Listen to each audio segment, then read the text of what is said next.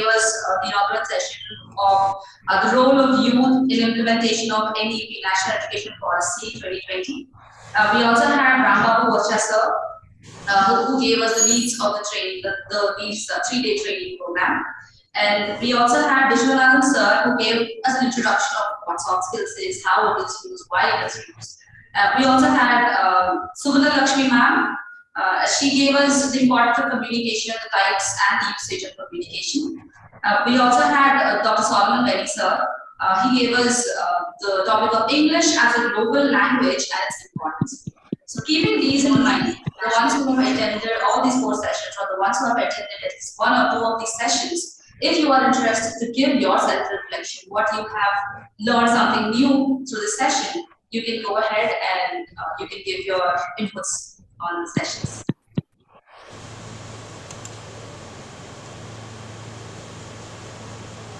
Is there anyone who would like to share their views? We request Ishwar Rao to start first.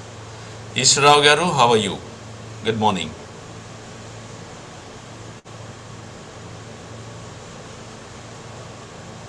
Sir, Ishwara means IS, sir? Yes. Yeah. Ishwar Rao sir, we request you to speak out your reflections. Slowly, if you can start, others will join. And I know we are always on the first come first serve. You have been given the first opportunity to talk about your self-reflection. Sir, What all that good you have. good morning to one and all, and good morning to Haribabu sir, and a very thanks to Lendi Institute of Technology for being conducted this webinar. Sir, yesterday, sir, I got lot of knowledge, sir, by Vishwanathan sir, Kuna Ramdi sir, so mentors, sir. Sir, I really happy to attend this webinar, and this is a honor to me, sir. Really, this is a honor to me because life skills and soft skills and communication is the one of the main and important part in English, which was developing a career and which was developing a character. Thank you, sir. That's great hearing from you, Ishwar Rao. And I also request others to now take part, at least 1 or 2, the given first 10 minutes time to use for the self-reflections part. And I request others also to join us, open videos and unmute yourself, can talk to us. It will be always a pleasure for hosts like us.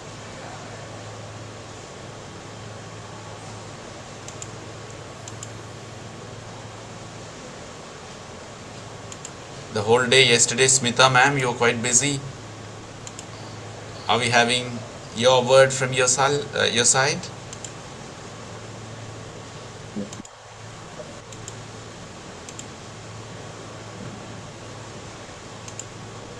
Good morning, sir. Good morning, Prithvi. Good morning, Prithvi. I think you're using a couple of microphones. Kindly put one on mute and the other you can switch it on.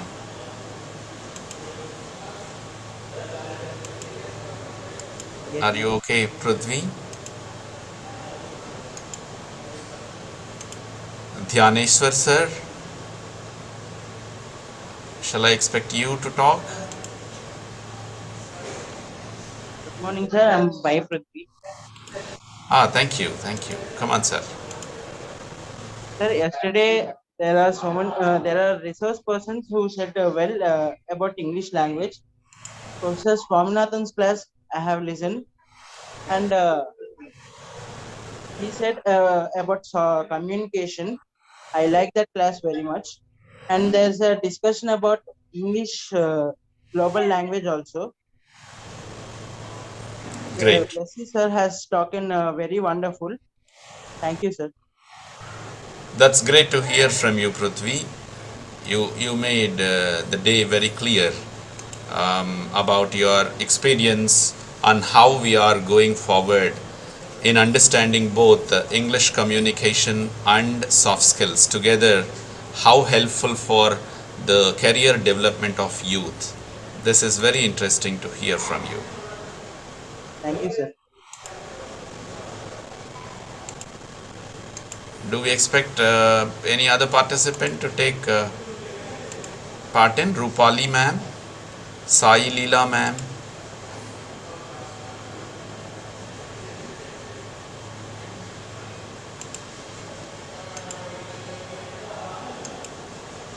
Yes.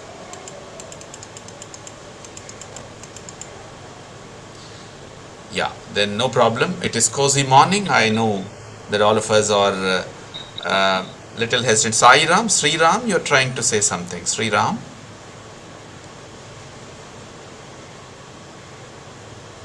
Sri Ram, would you like to talk to?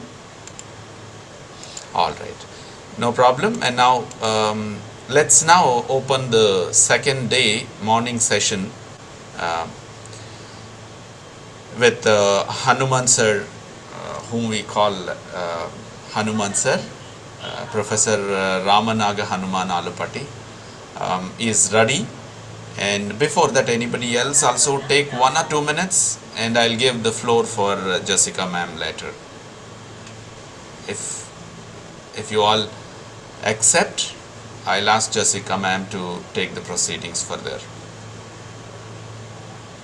Yes, Jessica ma'am, you can take it forward and request Hanuman sir to take over the talk. All right. Thank you so much, sir. Once again, a pleasant morning to everyone. A warm morning. It is sunny, and I think everybody started sweating. But I think this is a good time for us to learn something new about soft skills and English as well. So we have already had 4 wonderful resource persons yesterday. But today we have 4 new resource persons, and I'm pretty sure if you listen to it, you are going to enjoy every single session. We are going to commence the first session with Professor Hanuman sir. He is an associate professor of English in the Department of Humanities and Social Sciences in the College of Engineering of London University. He has completed his PhD in American Literature from Osmania University, and he also has a PhD from FU Hyderabad. And in 2014 and 15, he has been a visiting scholar in the university for his postdoctoral work at Bowling Green State University and the University of Illinois, Urbana-Champaign in the USA. So apart from teaching in our university, he has also taught MA courses, and he has taught at the University of Hyderabad during 2017 and 2019. So he has published almost 24 research essays and 4 books in the areas of English language and literature. So without further ado, we would love Professor Hanuman sir to come and take the stage, and so that the participants are eagerly waiting to learn something new about the importance of interpersonal and intrapersonal skills. So Hanuman sir, the stage is yours. Please take it. Before sir speaks, a little correction that I have to make. Maybe Jessica could have read the earlier years of Hanuman sir's profile, but Hanuman sir is now currently a professor of English at AU College of Engineering, and he is also heading the department of HSS. Thank you very much, sir. Yes, sir. Hanuman sir, please take over. Thank you, Jessica. Thank you for such a wonderful introduction, and thank you, Mr. Haribabu Garu, a very wonderful friend, and we have had an association for more than a decade, and it's always a pleasure to talk to him or to meet him. And I felt really thrilled when he invited me for this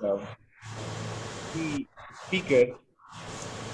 But first and foremost, I have to congratulate Team Lendi for winning this sponsorship from RGNIYD, because I think it's RGNIYD.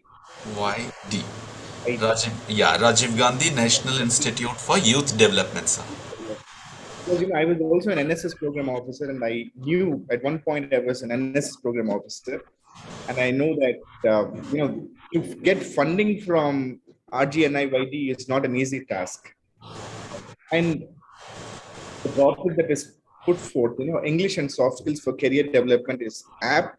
I think it has always been an hour of need. and the topic I'm asked to talk is on importance of intrapersonal and interpersonal skills. As I understand, the audience consists of mostly students who will be taking a job, also young faculty members who look forward to grow in their careers, and what are the necessary skills that they need to acquire and move on. So this is what will be the major focus in today's class. So, dear young friends, first question I would like to ask is, how many of you Sorry talk to to interrupt yourself? you, sir. I don't know if it is just me or if anyone else is facing trouble with the voice. It's a bit low. Or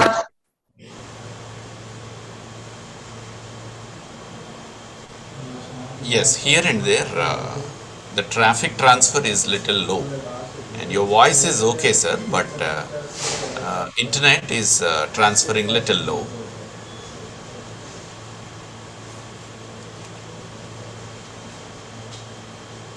Okay, now, Jessica, Now it's fine. Now it's fine, sir. Now it's fine. Hanuman, sir. I got the fan switched off, so that should Oh, make I'm it. sorry. Okay, so the first question that I posed is, how many of us talk to ourselves? Because, as I see, can you share my screen? Jessica, can you share the screen? Yes, sir. Yes, sir. You can try sharing the screen. That is given as an option for you.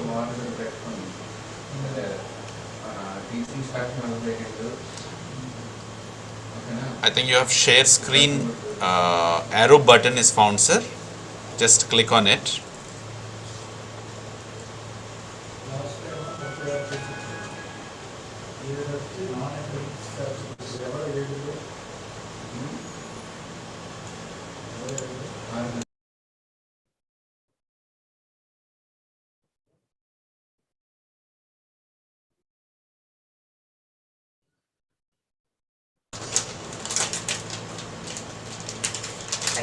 So any issue? Hanuman, sir. Yeah, yeah. You're on mute. Yeah, Just a yeah. minute. Right.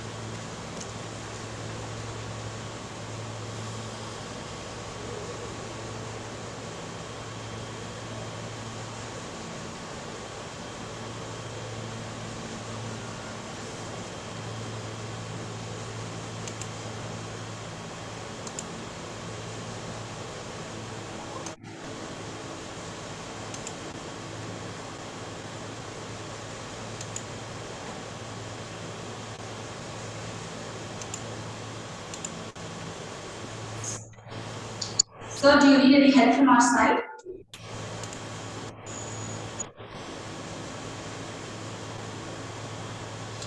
No, Jessica. He's trying to share his window.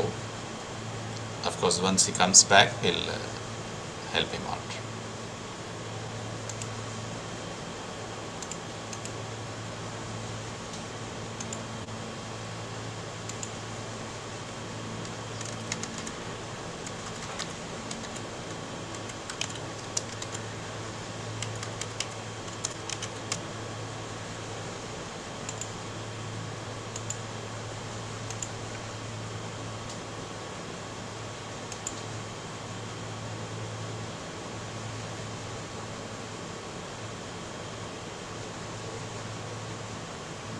Yes, sir. We could see your slides.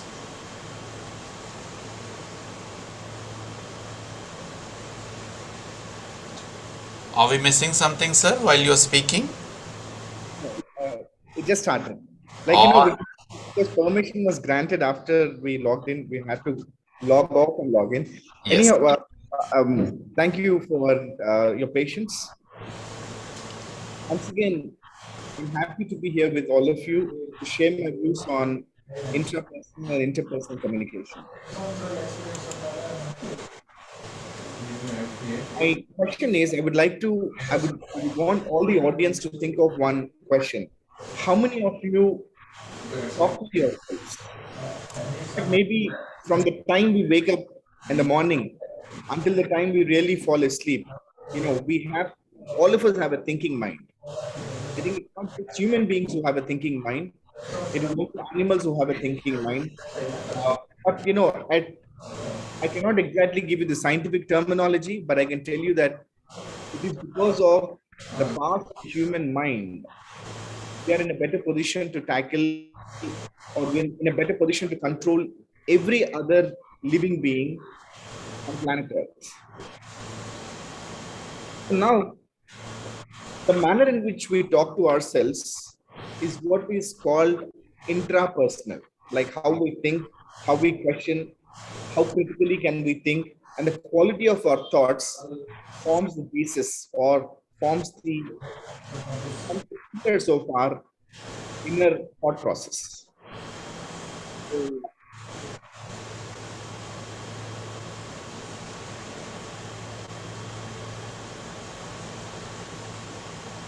I want you to just listen to this quote by Marcel Proust, is a French novelist known for writing the longest novel. And he quotes, and I quote, "One says the things which one feels the need to say, and which the others will not understand. One speaks for oneself alone." In other words, this also reminds me of one simple point: the existential crisis or dilemma. Maybe dilemma is the bigger point. All of us experience a kind of an existential dilemma in a way, like we try to ponder: why are we here? What is the purpose of life? What am I doing? What are my objectives? So usually it is parents who begin guiding us on how to tackle the various challenges of life.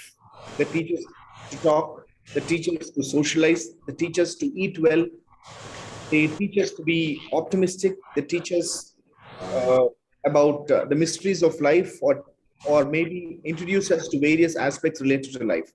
Then we're all introduced to school.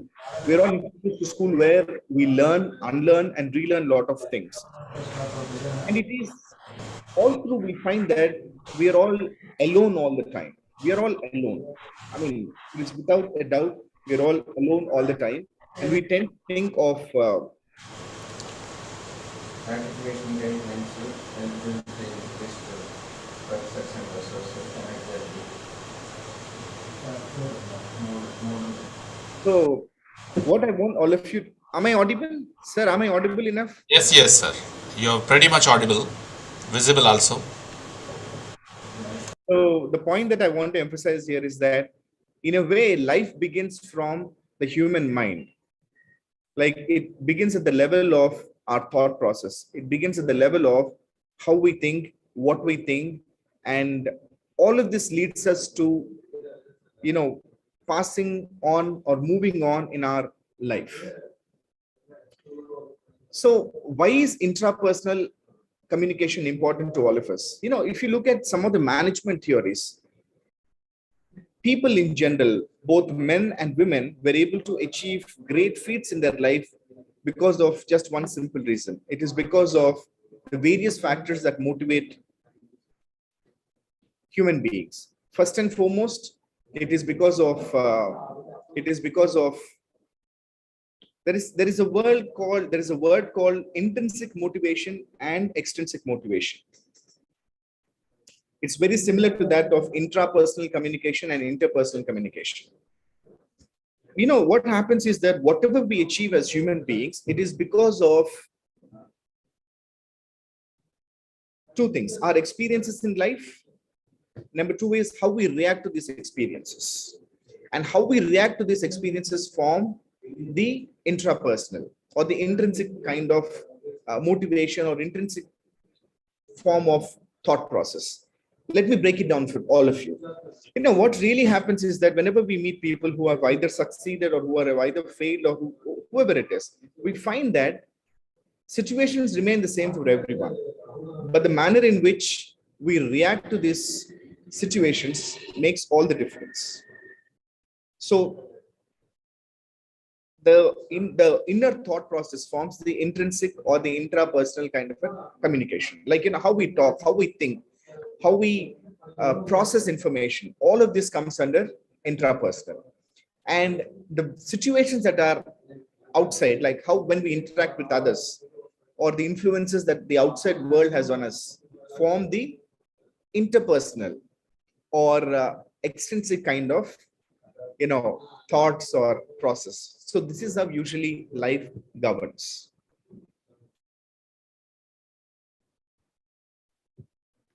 Now, this is what is called self-awareness. I'm sure that, you must have all heard of the great Greek philosopher, right from Socrates to Plato to Aristotle. They've always emphasized on one important point, that is, know thyself, understanding oneself. And I'm not able to recall the writer, but there is a writer who tells an unexamined life is not worth living. In simple words, this is quite important in life because we tend to, most of us fail because we don't understand ourselves. We don't understand the purpose of our existence. We don't try to reason things. And it is because of these various situations and challenges that we come across in life, we tend to get caught up in the muddle of life. We tend to get caught up in unnecessary situations and scenarios, and we find life quite difficult. But if you break it down, we find that life is damn simple. We find that life is damn simple, and we can tackle the various challenges that we come across in life. So the difference, what is now then self-esteem? So knowing oneself. So what is self-esteem? So self-esteem focuses on the kind of a value that we give to our own selves. Mostly, people in general tend to undervalue themselves or downplay themselves, and this is where we tend to fail. So boys and girls, because all of you are quite young, I'm sure this will help all of you in realizing one basic point. First, begin at the level of understanding what is life, and also understand at what stage you are in life. I'm sure most students must have heard of this great world-renowned dramatist, William Shakespeare. William Shakespeare gives us a list of 7 stages of man. In fact, it should be women, not men and women, or maybe human beings, wherein, from infancy to boyhood, to being a teenager, to being a young man, to being a middle-aged man, to being an old man, and then finally, getting ready to die. We pass on various stages in life. And we all need to remember that during this process, at every stage, life throws various challenges and various situations at all of us. How we tackle these situations, depending upon the stage that we are in, makes a great difference and gives us a lot of understanding of life. So now let's look at intrapersonal. Sometimes, intrapersonal skills can also mean to a very simple thing like, the simple notes that you make. For instance, I'm sure I do this a lot. Like, to do my to-do list or something that inspires me a lot. Maybe a quote, maybe a short video, maybe a kind of a contemplative idea, maybe something that really charges me, fills me with a lot of positivity, fills me with a lot of, because I do this because I have to keep myself charged, just like how we keep our mobile phones on charge. Why do we keep our mobile phones on charge? We keep them on charge so that, we can use them. We as human beings also need to charge ourselves. That is the reason they say prayer is one best charge. I don't know if any god or gods listen to your prayer, but definitely you're talking to yourself. That is also intrapersonal. This may be a controversial statement, but I don't back out because it is true. When you even pray, when you try to reach out, you're actually trying to reach out to your inner self. You're trying to go deep into yourself, into what you need, what you seek, what you want. And that, my dear boys and girls, is what is called intrapersonal. So it's not a simple thing. All of us, in fact, do. How we react to a situation. And how can we react in the best possible way? When you have the best kind of people around you. Once a wise woman remarked, a wise man once remarked, you are what you are for 2 reasons. the people that you meet, and the books that you read. So, boys and girls, be really cautious on what kind of books you read. Be really cautious on what kind of people form your company. Because what can happen is, if you read the wrong kind of books or irrelevant books, or you're with irrelevant kind of people and a kind of company which will pull you down, which will suck the energies out of you, please be away, because that will act on your mind. If you look at history, if you look at the lives of great emperors, they have always surrounded themselves with wise men and wise women. The reason is very simple. They have always surrounded themselves with wise men and women, because imagine a king has to take a decision. We are all kings by ourselves and queens by ourselves. If our company is shaky, if the people with us, the people around us are shaky, or people who are with low spirits and low energies, what can happen? You will also be sucked down. In other words, your inner thought process. So please don't think intrapersonal as something like a kind of a management term. Try to understand it forms your personality. This reminds me of this wonderful proverb by Napoleon Bonaparte. He says, and I quote, a group of lions led by a sheep, or rather a flock of sheep led by a lion, is more powerful than a pride of lions led by a sheep. I'll repeat it once again. Please listen carefully. A flock of sheep led by a lion is more powerful than a pack of lions or a pride of lions led by a sheep.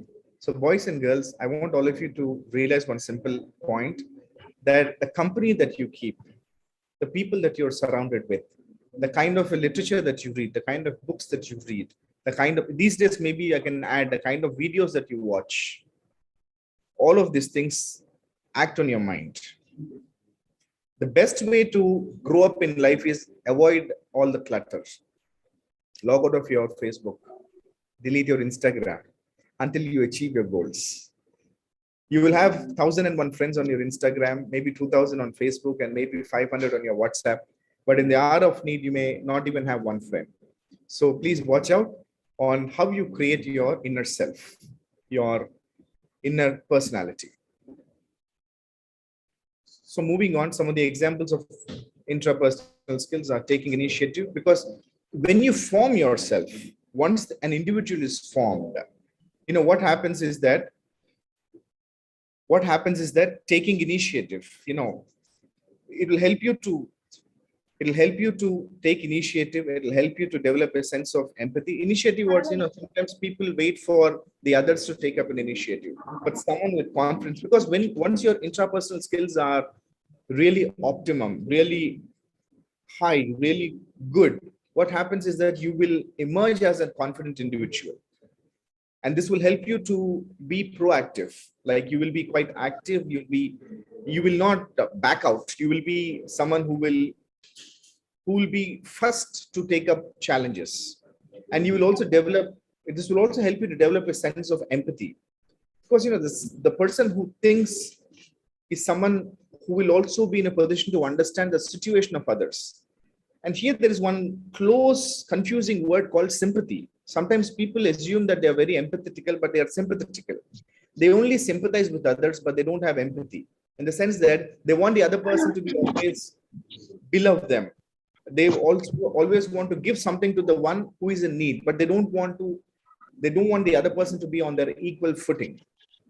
And that, friends, is not a good sign. So someone with proper intrapersonal skills will help you grow, will help you to emerge successful. And this also helps you to, because you have better personality, in the sense, personality is not about your height and weight. It is more about your mind. It is always about your mind. Your physical appearance is just mind. So this will also help of us to develop what is called problem solving skills or critical thinking. Because when you have good critical thinking skills, it will help you to tackle a problem or a situation in the best possible way. See, friends, the reason why all of us need wise counsel. The wise counsel should first start from us. Like there is this beautiful quote: "Many receive advice, but only Sorry, Swati ma'am, could you please? Thank you. many receive advice, but only the wise profit by it." In a very similar way, once you develop a proper personality, a well-groomed kind of a personality, the way you react to situations and scenarios will be quite different. The way you tackle situations will be different because you have already developed your critical abilities. When you have a critically thinking kind of a mind, your problem solving situations, the way you tackle stress, the way you develop ideas will be totally different. That is the reason I always advise not just students or I always advise students and young teachers, not just even young teachers and students, anyone, including I, even when I talk to myself too, I think you should go through a point called stress, or you should pass through the process. Hercules is respected, or Achilles is respected not because they are tall, strong heroes. It is because these people have gone through labors. These people have gone through hell kind of a situation. We all worship Lord Rama not because Lord Rama was born God. We all worship Lord Rama because he went through a lot of hardships and then he becomes a God. We don't pray to Lord Jesus Christ because he is always sweet and kind, because he went through a process. He emerged, born as a human, and then becomes God. We too need to transform. We may not be really able to transform into gods, but we can definitely transform ourselves into better human beings. And this applies to anyone. Once you play that game of hide and seek and avoid all the difficulties, you will be like that shallow, hollow kind of an individual. If you want to be strong, if you want to be sensible, if you want to be successful, if you want to do well in your life, go through the hardships, face the challenges, learn, unlearn, and relearn. This will help you to not only think critically, but will also help you to, become more creative and innovative. This will also help you to understand life. This will also help you to realize that your time is limited here. Since our time is limited here, we tend to manage our time, making priorities and accordingly focusing. For example, as students, what is your number one priority? Your number one priority is at two levels. You need to study for marks and you need to study for knowledge. Most students don't study until it is time for exams. They don't even listen to what teachers tell. They don't even really try to, mostly. That is the reason most students don't do big and great. Few people who focus on the most essential things make phenomenal changes in their lives. And that, my dear boys and girls, I want all of you to focus on that. So you need to really manage your time, right thing at the right time, prioritize. See, you're very lucky in life if you have two things. Now, if you want to experience heaven, let me put it very clear. Get into a job that you love. You'll never feel the stress of work. You should get into a job that makes you feel guilty that you're taking a pay for a hobby that you're doing. So you should feel like that. So first identify, know yourself. That is what intrapersonal tells us, know yourself. Interpersonal helps us in understanding. When you interact, it will help you to better govern yourselves, better prepare yourselves, and better tackle the challenges of life. So boys and girls, manage your time wisely, prioritize, and focus on what has to be done at what you need to do. You also need to give time for relaxation. I'm not asking you to, within 24 hours, let's say that you sleep for not 8 hours, sleep for 10 hours, it's okay. 8 hours of sleeping, 2 hours of WhatsApp. And at least spend 2 hours every day for studying. What do? We don't study. What do we do? Most of us don't study. What do? We try to focus on unnecessary things. This reminds me of a small story from the Mahabharata. When Pandavas and Kauravas were learning the art of archery, or when, I think Dronacharya is the teacher, right? When Dronacharya was teaching the art of archery to Pandavas and Kauravas, So Dronacharya was, he made a fake bird on a tree. He put up and he asked them to shoot at the eye of that bird. So one by one, he was inviting people from both Kauravas and Pandavas, asking them to shoot there. And once the focus was clear, he asked them, "What do you see?" They say that I see the tree, I see the sky, I see the leaves. Then he said, "You move aside." Until Arjuna came. So when Arjuna was asked what he could see, he says, and I quote, Guruji, I can only see the bird's eye and nothing else. Then Dronacharya asks him to shoot at the bird. And then the arrow goes and strikes into the eye of the bird, and that bird falls down. From this example, what we need to learn is the importance of focus. So boys and girls, when you talk to yourself, be kind to yourself. Be positive. Because if you don't talk to yourself in a sweet way, if you don't talk to yourself in a motivating manner, that will pull the energies that exist in you. And if you surround yourself with people who suck your energies, that will also not only drain your energies, but that will also make you emotionally sick. So whenever we come across various situations, whether it is the birthday of a great leader or any kind of a scenario, try to understand or try to learn and try to improvise and try to become a better version of yourself. Because life is all about improvisation. And when you reach this perfect stage, you got to go away. And that is the mystery of life. Okay. You come, maybe, I don't know, people also say that you come preloaded, just like how we have our mobile phones and laptops, which come with the pre-uploaded softwares. Our mind also probably comes with some kind of, or maybe our personality also comes with something. That is the reason we like to do certain things. That is the reason we excel at certain things. We excel at certain tasks, etc. And one more very important point under intrapersonal skills is the willingness to learn and adapt. Yes. Adapting to a situation, this again can come about when you get acclimatized to something. It is called adapting. For example, I see some young teachers and I also see that students, when you, like one of my friend's daughter, she completed her MBA from IIM. She completed her engineering. She was not happy with the pay package and she thought, this is not the kind of a job I want to get into. Started preparing for MBA, made into IIM and completed her MBA from IIM. I think she started off her salary with 2 lakhs per month. She's still not happy and she wants to change her job. So I had to sort of like counsel her and tell her, life, my dear, is never going to be easy. It's not about the money. It is about, you'll find happiness when you are doing a job that you love doing and you don't feel a stress. You don't feel the stress. That is the reason, if you love teaching, get into teaching. If you love being a software engineer, get into it, because this is just one life. Don't fake it and don't waste it. Or else what will happen? You'll experience what is called hell. See, heaven is not like, don't expect, when you don't have a body, what will you do in heaven? Okay. You will not have a body. You're leaving your body here for dust and for insects or microorganisms or whatever, which will eat you up. So what is the point? And what do you want to do in heaven or hell? It's just a state of mind.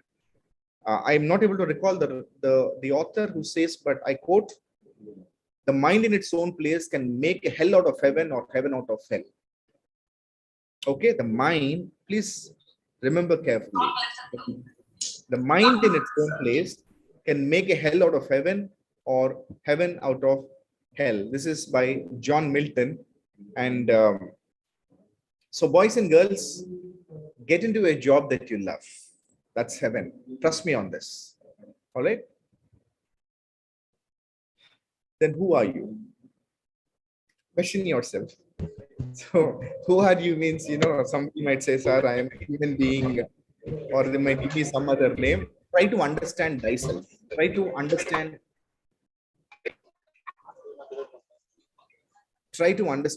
yourself, because that will help you to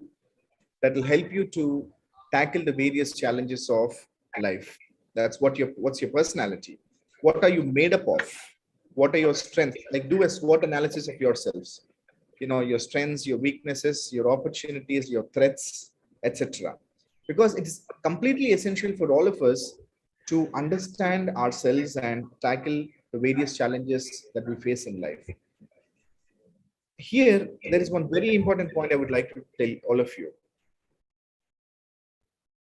The point is, the one who has a plan will always succeed than the other person who is smart and yet does not have a plan. Sometimes, I also tell this to my scholars, you guys are smart.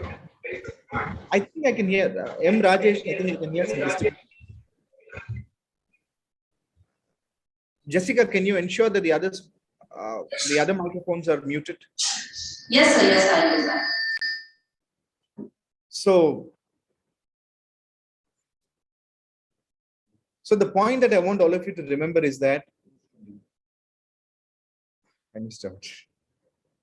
Okay, sometimes this happens, in the flow we speak and extemporary talks. What happens is sometimes we go blank because of some kind of a disturbance. So what really forms our personality is our emotions, our thoughts, and our behavioral patterns, and how these are defined. This all, your emotions are mostly based on how we react to certain things. Like, I also like speaking on focus and speaking on I think I tell most of my students one simple point. All of us need to focus on one thing at a time, because the one with a plan, who is less smarter and who has a plan, will be more successful than the one who is smarter and without a plan. So it is important. Please switch off your. So it is extremely essential to understand that we all need to have focus. We all need to have a plan of action. And for this, we need to always keep our emotions under check. We need to channelize. We need to channel our emotions such a way that we don't get stressed out. We don't get, we should not get, we should not break up. We should not be emotionally caught up, and we should not be caught up in that kind of a commotion. Similarly, we should also be very careful about the thoughts that we experience, particularly when we are alone. Because what happens is, when people are around us, we tend to all of us put on masks. All of us are in masks and disguises. Just like, at home, maybe you're the little baby, or you're the little boy. And back in college, you're that superhero, or you're that superheroine, So don't be, that's okay to be like that. All of us put on masks, not just you, it's also me and everybody around us put on masks. But when you're alone, when you're by yourselves, take care of your thoughts, take care of what you watch, take care of what you do. If you're watching something which will poison your mind, that can get really dangerous. If you're listening to stuff which will disturb you emotionally and psychologically, please get rid of that. Rather, try to channelize your energies in a constructive way. Because if you do not create yourselves, if you do not recreate yourselves, trust me, we'll have a disabled, a disturbed personality. Similarly, I want all of you also to remember that it is extremely essential that you discipline your lives. In simple words, to make you all understand the phrase behavioral patterns, I'm rephrasing it to a simple word called discipline. Discipline means, I'll tell you one of my friends, let me give you my own example, or maybe I'll give in the guise of a friend.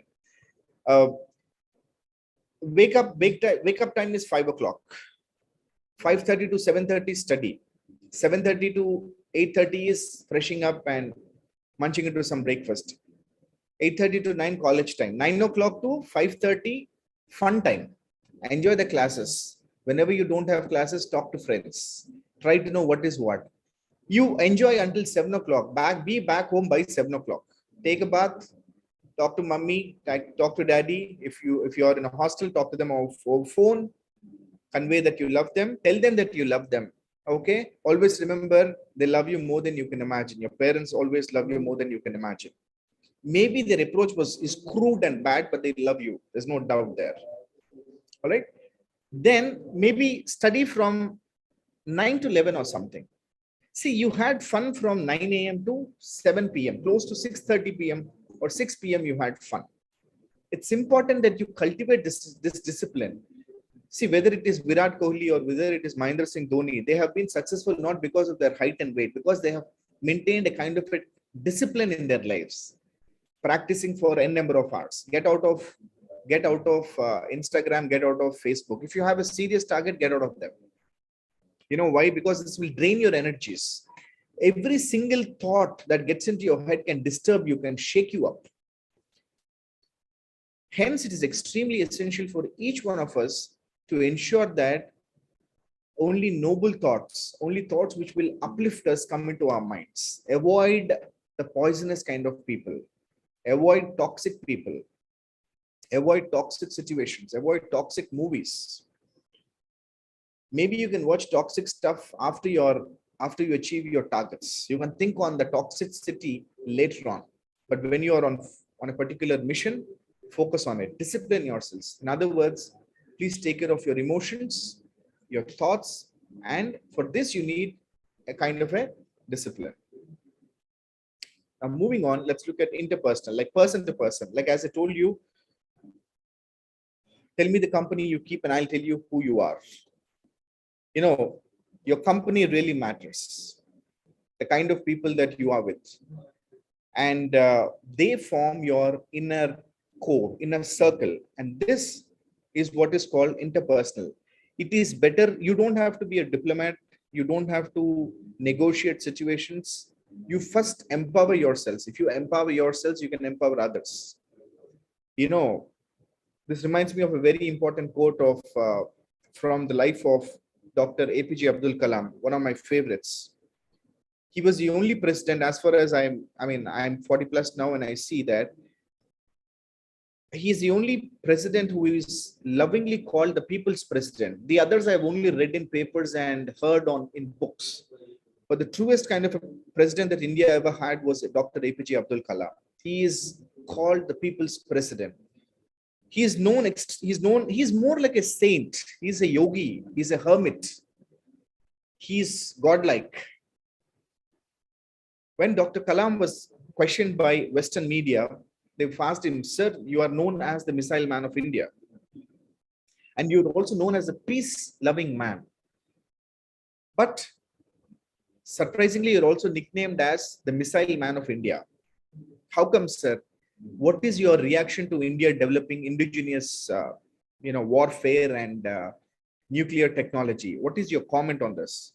Dr. Kalam gives a very interesting answer. Wise people, brilliant people, bright people, their approach to situations, their approach to a problem is always at a higher level, at a higher pedestrian. Dr. Kalam beautifully says, and I quote, he says something like, power respects power. Power respects power. India, by becoming a strong nation, it is not to attack someone, but it is to empower and to keep ourselves strong. See, if you have 10 rupees, you can give 2 rupees for charity. If you have nothing, what will you give for charity? In simple words, the point is that empowering yourselves, enriching yourself is extremely important. For this, it is at 2 levels, intrapersonal level or intrinsic level, and interpersonal or extrinsic, the external factors. That is the interactions that you have, the symbiotic relationship that you have with everything around us, what forms the interpersonal skills. Number 1, leadership. I already gave you a beautiful quote on leadership. I told you of this beautiful quote of Napoleon Bonaparte. I once again want to repeat this. A flock of sheep led by a lion. Like, speaking of leadership, Napoleon Bonaparte gives this quote. He says, a flock of sheep led by a lion is more powerful than a pride of lions led by a sheep. I'll break down this quote for all of you. What happens is that when you have a strong leader will always, tackle situations and scenarios in such a way that they will show you, or he or she will show you, the path to prosperity. On the other side, if you have someone, you may be having the best team, but if your leadership is weak, what will happen? It will damage the entire organization. Like if the leader is weak, if the leader is someone who does not have a vision or a mission, what will happen is it will destroy the organization. It can hamper the growth of an organization. Hence, boys and girls, I want all of you to remember this. Please ensure that you are following the right kind of people. Your motivation is from the right kind of people, not the toxic kind of situations. There is a leader in all of us. All of us are leaders in our own way. If you're a teacher in the classroom, you're a leader because students look up to you. I have always looked up to my teachers. I still look up to my teachers. I still look up not only to my teachers, but also young boys and girls. If there's a point to learn or unlearn, I don't mind learning. Learning, you can always learn from anyone. For example, I have very little knowledge on technology. So I'm just taking the help of one of my students who is helping me out with, this setting up of this laptop, the necessary, screen share, etc. I'm learning something out of it because I do not know and I don't feel low about it. I feel it's okay. We all learn something. We all need to exchange. We all need to understand that this is more like that when you develop a positive symbiotic kind of a relation that will help us to have a fulfilled life. A leader is someone who not only leads, but who also inspires, who also gives us courage, who also helps us form a direction. And a great leader is someone whose approach will always be interesting. The difference between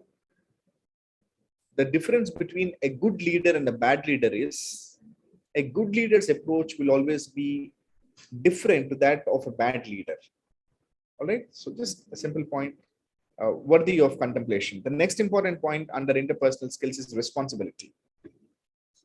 Yes, it is extremely essential for each one of us to take up responsibility of the things, because only when we feel responsible of situations, things, we will act in a sensible manner. For example, I'm supposed to deliver a talk today. So as a responsible teacher, I ensured that I prepared well. I don't know, to the best of my abilities, at least I prepared to the best of my abilities. And I want to, because there are a lot of young boys and girls listening, and also there are a couple of young teachers listening, I wanted to ensure that I give out the best. For this, I have also taken up a responsibility of delivering the best, to the best of my abilities. All right. So I don't have to, only when you take own responsibility, you will become a contributing individual. So I would, from here, I would like to move into some examples of interpersonal skills. Under interpersonal skills, the first thing we have is teamwork, because we are all human beings and we are all social beings. We need a team and we always work in teams, whether it is at home, whether it is at work, whether it is at college, wherever we are. So always ensure that, adding a point to teamwork, always ensure that you have a good team. A good team will help in lifting you up. A good team will help in building better relationships with you. Because what happens is that building relationships with people around you is extremely important. It is always essential that you have peace with the people that you work with, because this will help you. Sorry.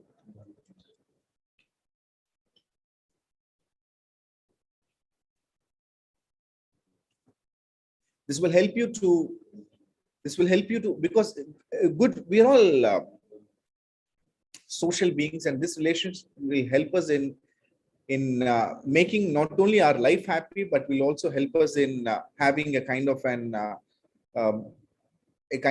positive atmosphere around us, amicable kind of an atmosphere around us. Interpersonal skills, we also need to focus on written communication. Oral and written are important, and these are just examples, friends. Then being friendly or amicable or good with your people around us, then your attire. Because yes, when you're interacting with people, it is extremely essential that you dress up smart, you dress up cool, You need to groom yourself well. You need to know how to talk. You need to know how to present yourself. You need to take care of your gestures. You need to take care of your postures. You need to take care of your eye contact, because when you talk to people, always talk to them in their, look into their eyes and talk, not stare, but look. There's a difference between staring and looking. All right. Then apart from this, there are other things like which are extremely important other than the intrapersonal and interpersonal skills. The first among them, or the most important among them, is to develop what is called emotional intelligence. Emotional intelligence helps us in understanding our own self. Because what usually happens is, if you don't understand yourself, for example, sometimes what happens is, if you realize, just to give you an example, that in a hurry you're taking, when you're in a tensed state of mind, you will take wrong decisions. Let us say this is your state of mind. So if you realize this point about yourself, what you need to do is, you should never take a decision when you are in a hurry, when you are in a state of, rather what you need to do is, you need to tell people that you will, you need to tell people that you will take a decision after some time. You need some time to take a decision. That is like, because you know that you're taking wrong decisions in a hurried state of mind, or when you're worked up, you need to talk to yourself. You need to tell yourself, and you need to maintain that peace and composure. Apart from this, you also need to focus on something very basic. Always remember this in life. I still remember this in my formative years of teaching. One of my students was like, "Sir, you teach us so cool, but why is it that you're always so serious and so pessimistic? Why are your conclusions so pessimistic?" I'm like, I didn't understand. It was my formative years of teaching. And then he told me, "Sir, always please fill us up with a lot of positivity. You tell us such nice things. Always also please fill up with a lot of positivity. You know, you should charge the people around you with a lot of positivity." I've seen this with my friend, Professor Hari at Lendi. Always very positive, always brimming with energies. In a way, I think that is the reason you have a good workplace. All right. And in a similar way, you too need to remain optimistic, because that will help you to remain focused, and that will help you to do things in the best possible manner. Another very important thing apart from emotional intelligence is, have a sense of humor, because what people, not everybody can be humorous. So you need to have that witty mind, wit. Those, I'm sure if you look for the word wit, it means intelligent humor. You have to be wise, you have to be smart. Okay, and this comes when you move with wise people, positive people, people with the sense of optimism, people with the sense of humor, people with, that will really charge up your life into such positive vibes that you will begin to flourish and you will begin to do well. And again, friends, there is one important quote that I would like to share with all of you now, by Mr. Beatrice Vincent. "The people with whom you work reflect your own attitude. If you're suspicious, unfriendly, and condensing, you will find these unlovely traits echoed all about you. But if you're on your best behavior, you will bring out the best in your persons with whom you're going to spend most of your working hours." In simple words, make peace with the people around you. If you can't bring in love and warmth with the people that you work around you, at least bring in peace. And that will help you to stay peaceful and blissful.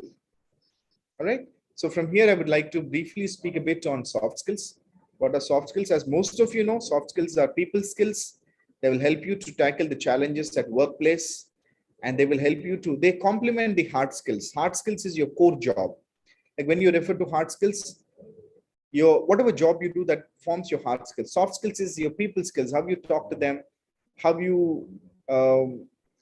best you put yourself.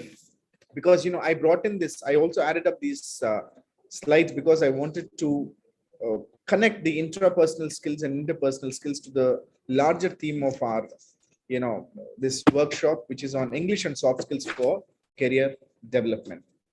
So just like any other skills, we have all learned, if you watch small kids, if you watch them how to eat, initially the mother feeds or the grandmother feeds or the father feeds or the grandfather feeds or everybody starts feeding. Then gradually the child begins to eat in bits and pieces. Then gradually they begin to eat. And later on what happens is they will, just like how all of us are eating, if there are, I know of students who still want to be fed by their mothers.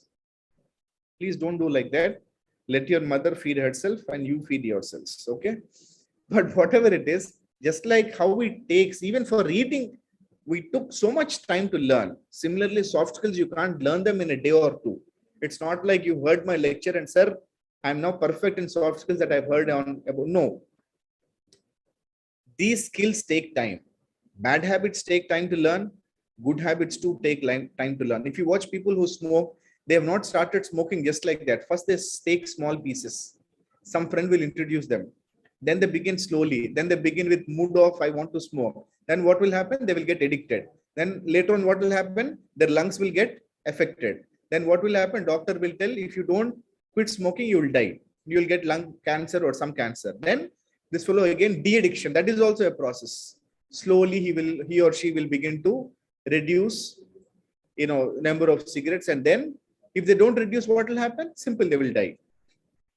Similarly, we do need to, cultivation of a habit is always a process.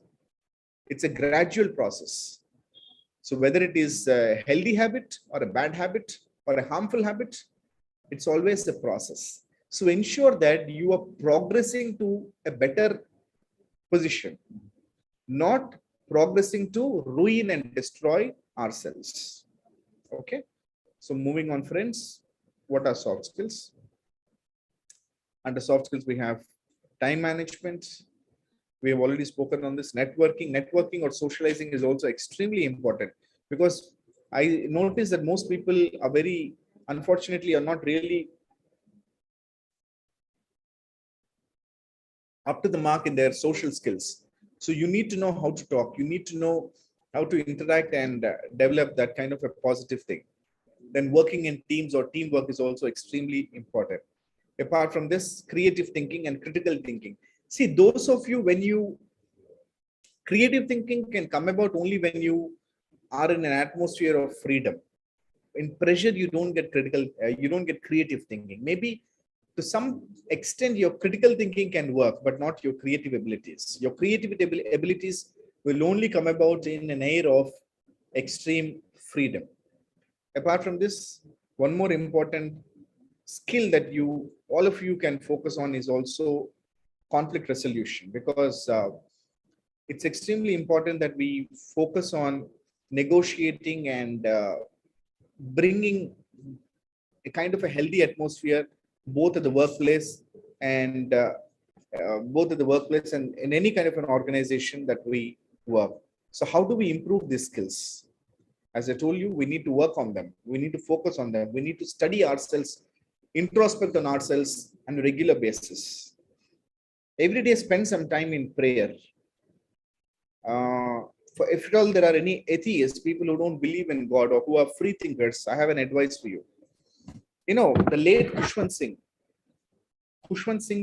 for your information, friends, is known for his fantastic,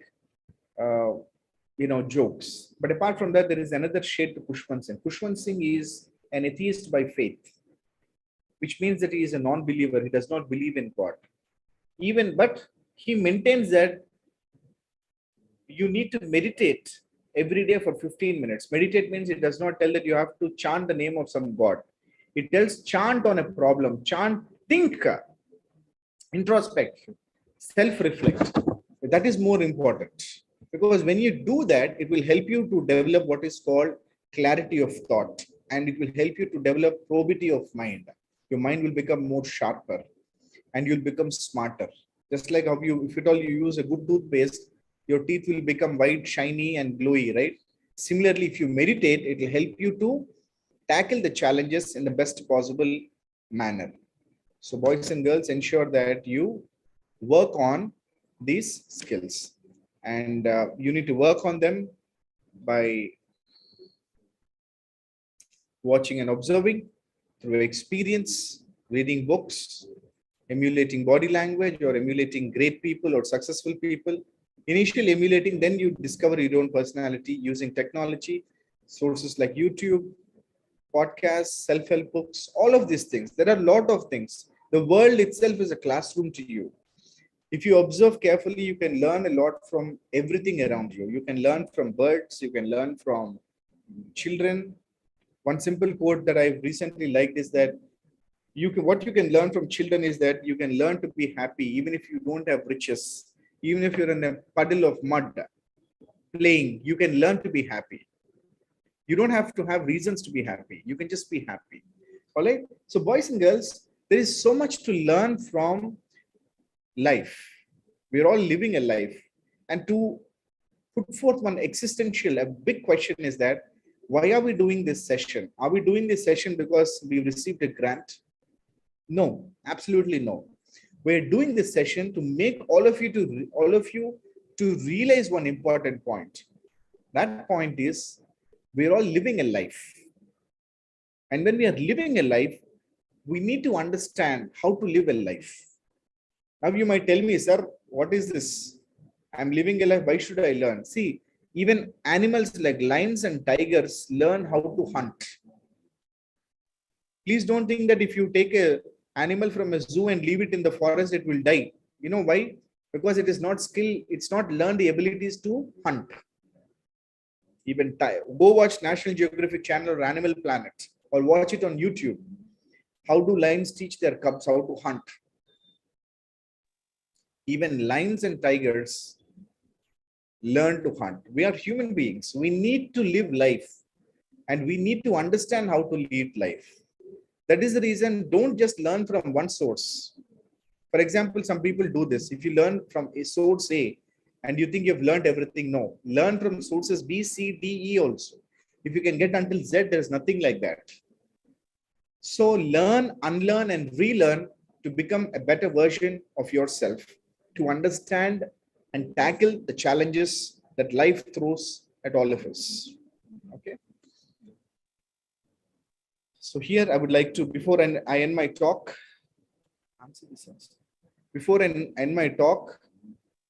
I would like to bring in this quote. Your career success in the workplace of today, independent of technical expertise, depends on the quality of your people's skills. In other words, how you talk to yourself, how you talk to others, how you tackle your own self, how you tackle your own self. First, love yourself. Then you can love others. If you're in the company of people who are mostly with a disturbing or poisonous mind, that will hamper your growth, that will hamper your progression. That is the reason it is extremely important for all of us to focus first on ourselves. If I have something, I can give something. If I don't have anything, what can I give? Okay. So first, empower yourselves, understand yourself, enlighten yourself. This happens by first empowering. Intrapersonal. Intra means within myself. Intra, like the intrinsic motivation, or intrinsic. Intrinsic means within. Extrinsic means external, or interpersonal means person to person. So that is how we evolve with time, and that is how we can progress and prosper in life. Because at the end, boys and girls, please remember, we are all living a life. And we are doing everything that is, whether it is listening to these talks, whether it is going to college, whether it is attending lectures, because we want to make the quality of our life better. And I want all of you to remember that. Please remember always that we are all born, we are all passing through life, and we will all die one day. We all have expiry dates. And life is always in moments, and life is always in phases. Okay? Moments are like, there'll be joyous moment, there'll be a painful moment, there'll be phases too. Phases means engineering is one phase. In that, you'll be having several moments. Life is full of joys, sorrows, sadness, confusions, and many more. At the end of it, please don't forget the basic fact that we are all living a life. Live it in the best possible way. I hope my lecture was of some use to all of you. And whatever you like, if you want any kind of a clarifications, you're free to ask questions. Thank you. Thank you, Jessica. Thank you so much. Thank you so much for that illuminating presentation and the way you expressed every single word and every single concept of interpersonal and intrapersonal skills, sir. I really loved, and I'm pretty sure every participant would have loved this one sentence that you said. It says, situations are all the same for everyone, but it's the way people react to it, depending on the interpersonal skills and also the intrapersonal skills that they possess or that they practice, their reactions differ. So that is one absolute thing that I loved. And I also loved the one that you said where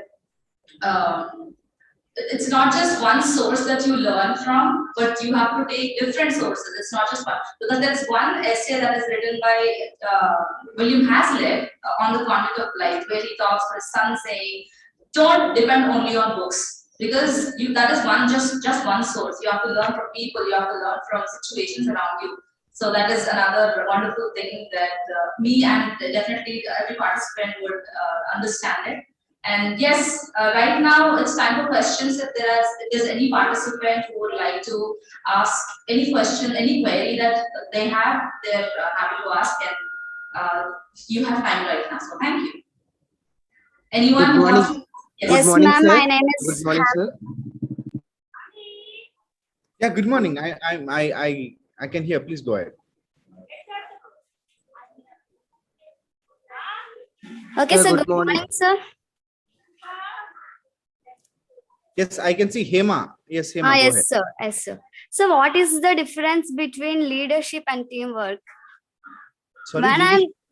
and teamwork, sir. When I'm team lead, which qualities are required? When I'm teamwork, I mean team member, which qualities are required, sir? See, basically a leader is one who thinks more for the other members than for his or her own growth. A leader is someone who puts everyone, who thinks for everyone, who is able to think for everyone, is what is called a leader. Usually a leader is not someone who exercises authority. Sometimes, sometimes people think, for example, let us say I am a teacher in a classroom is something like a leader. And if because of my authority, if I punish someone, or if I misuse it or abuse it to my advantage, that is called assault. That is not leadership. Leadership means you feel that particular individual's decisions, that particular individual's opinions are for the good of not only at an individual level, but at an organization level too. So the difference, you have asked a question, something like, what is the difference between leadership and teamwork? So within a team too, sometimes, for example, this reminds me of a simple a real life example of Indian cricket. A couple of years ago, Sachin Tendulkar was given the responsibility of becoming the captain of Indian cricket team. Sachin Tendulkar was always someone who was always self-possessed. He was always concerned only about his runs, his achievements. So when he was asked to focus on the team, he became a highly unsuccessful captain. And within a short span, he also relinquished being the captain of the team or the leader of the team. When you introspect that, it is extremely difficult if an individual has to think for everyone. So being a leader is not an easy task. Working in a team is different. When you're working in a team, you should ensure that you maintain amicable atmosphere. You should maintain good relationships because you're going to be with them. If you create problems with the people who are with you, that can only further jeopardize your relationships. So ensure that there is, if not joy, at least peace in your team. So being a leader involves a different set of skills. A leader is someone who thinks for the organizations, who thinks about the people in the organization, and who also thinks for the growth of the organization, who also knows who will be good for what? In simple words, a leader is someone who possesses a lot of wisdom. And this wisdom comes with experience. This wisdom comes with maturity. I hope I have answered Hema. Yes, sir. Yes, sir. Thank Good you, morning, sir. sir. Good morning, sir. Good morning. Sir, my question is, I would like to ask you, sir, how I control myself when others show the stupidity or irritating me.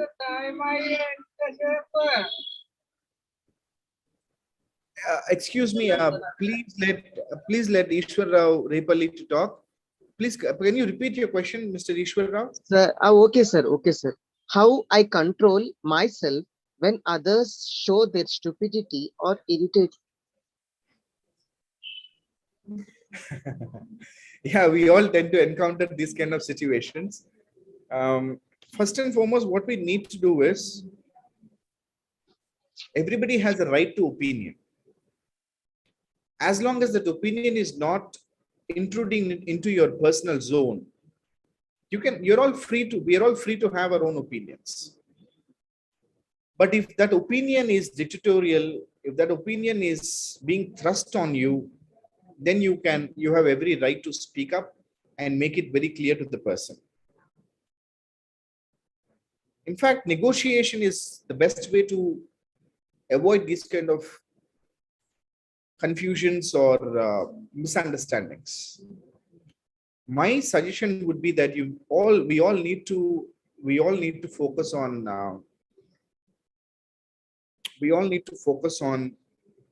negotiating. For all that person, I think negotiation is the way. You don't have to lose your temper to react sharply. Particularly if you're dealing with sane people. If you're dealing with insane people, you can just avoid them. That's it. That's all I would say. Sir, please, one more last question is there, sir. Yes. Sir, today I would like to start reading a book, sir.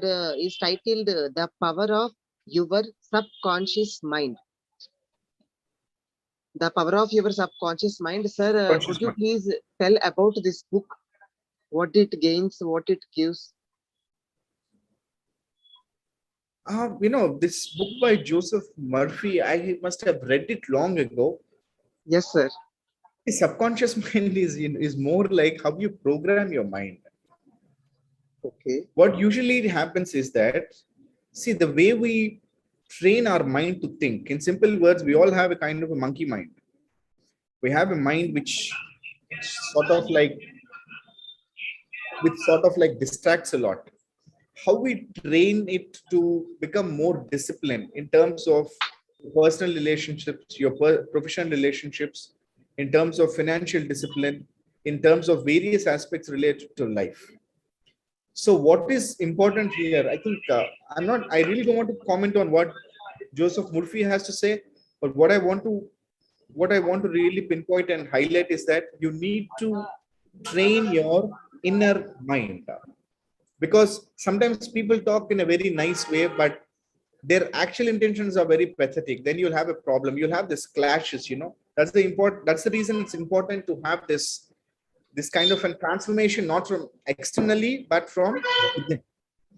So I don't want to see. I am the sum and substance of all the books that I've read and the people that I've met. So if you ask me one specific book, I really I wouldn't just I'm not that guy who would look at one book. I would look up several sources.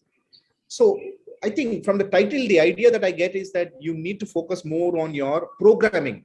We're all programmed, like take care of your operating system. In simple words, take care of your operating system. If your operating system is in a bad shape, no matter what software you install in your system of mind and body, they'll all go for a 6. If you have the best programs, if you program your mind, your operating system has to be good. That is your subconscious mind. That is your inner psychosis. Make it so good that you can really transform and flourish. Thank you, sir. Today I'm honored to hear you speak, sir. Okay. Thank you. Thank you, sir. Thank you, Ishwar. So we have a couple more questions. So, Jessica, maybe you can ask them to write them out, type it out or something, and then you can read them all. And because I think we are running short of time, right? write them on in the chat box or personally to you, sir. Whichever, because it's almost close to 11. Okay. All right, so fine, no problem. I'll ask them to type in so that you can answer them later. Right? Okay. So thank you, really, sir. Thank you so much once again for giving us this opportunity to listen to you. And every student, every teacher, every fresher teacher has enjoyed this session. Learning how important it is to have not just interpersonal skills but also to have intrapersonal skills. And really thank you for taking your time, even though you were busy. You took the time and you really made our day today. So really thank you so much. So we should have a 5 minutes, sir. Hari sir, would you like to? Yes. Before going to wind up Ramnag Hanuman sir's lecture, I'm pretty sure that you have done very well, sir. In fact, I missed a couple of slides of your presentation, but I was there since beginning and I also ended it up very well. We are very much happy, fortunate having you here, sir. And I appreciate the patience that you have taken in preparation of your slides. They have got a lot of value. See, one word that has made a lot of, I don't know why you have just left one word slide, which has given a lot of thought immediately when we have seen. Fortunately, when I was as a participant looking at that slide, I hope others also will agree with me. I saw that there are a lot of emotions that took place, lot of thought that has been tapped by you through your slides that you have prepared. In addition to that, as usual, your presentation is awesome, and we know that you are one of the best resources within these 3 districts of our North Coastal Andhra Pradesh. We love Hanuman sir to be always with us, and I hope most of the participants will also agree. And we have pan-India level participants, Smita ma'am from Goa, and then we also have Patil from Solapur, and few others who have already been with us with lot of hope and expectation. So I think your lecture could have really fulfilled that expectation of them. We will be looking forward to see and hear more from you, Ramnag Hanuman sir. Thank you so much. With a great namaste, I'll take a pleasure from you. In fact, I just want to add one point. I would like to thank my young friend here. Is Mr. Usha Kiran. He helped me. He's the one who has helped me with all the slides, and he has been. He's not only a guest faculty here at Andhra University College of Engineering, but also a wonderful research scholar. He is currently pursuing his PhD on Jewish American literature and a lot of things. You know, I have a nice set of young research scholars who are quite supportive, and I think I'm very happy the way things are happening in life. Maybe it is because of that. You know, my approach or my reactions to some of these slides or my reactions to a lot of questions are, I suppose, optimistic and realistic. That's great to hear from you, sir, and congratulations, sir. I missed his name. What is his name, sir, please? Usha Kiran, Usha Sai Kiran. Thank you, Usha Sai Kiran, sir, and you have done a wonderful job for us. In fact, like how we also have a beautiful team here from Lendi, and we are very fortunate having a lot of other teachers who have joined this fold, just because the teamwork, all of us together doing, like one that has been presented by RS Funny yesterday, and then Smita ma'am yesterday, and other members from different other locations. It's all pleasure having understanding this important soft skill, being a team working together for a common goal. It's always a fantastic approach. Thank you very much, Hanuman sir, and I hope We will offer you a virtual coffee. We cannot give you what all that we enjoy in the physical times. I'm sorry, and we'll have only just a cup of coffee to feel. I think you have had some water I think now. we are having our coffee ready too. Thank you so much. Thank you very much, sir. See you, and we'll be looking forward to have your grace upon all the young participants of this important fold. Thank you very much. Namaste. Thank you once again, sir. I would like to say this that Shakespeare was my senior in AU, so I'm so proud to be a junior to him and for him to see him helping sir or doing it together. So really, thank you once again, Hanuman sir. So we will take hi Shakespeare. We shall take a 5-minute break now, so that we can go to the next session. Please stay online and we will get back within another 5 minutes. So stay tuned. Thank you.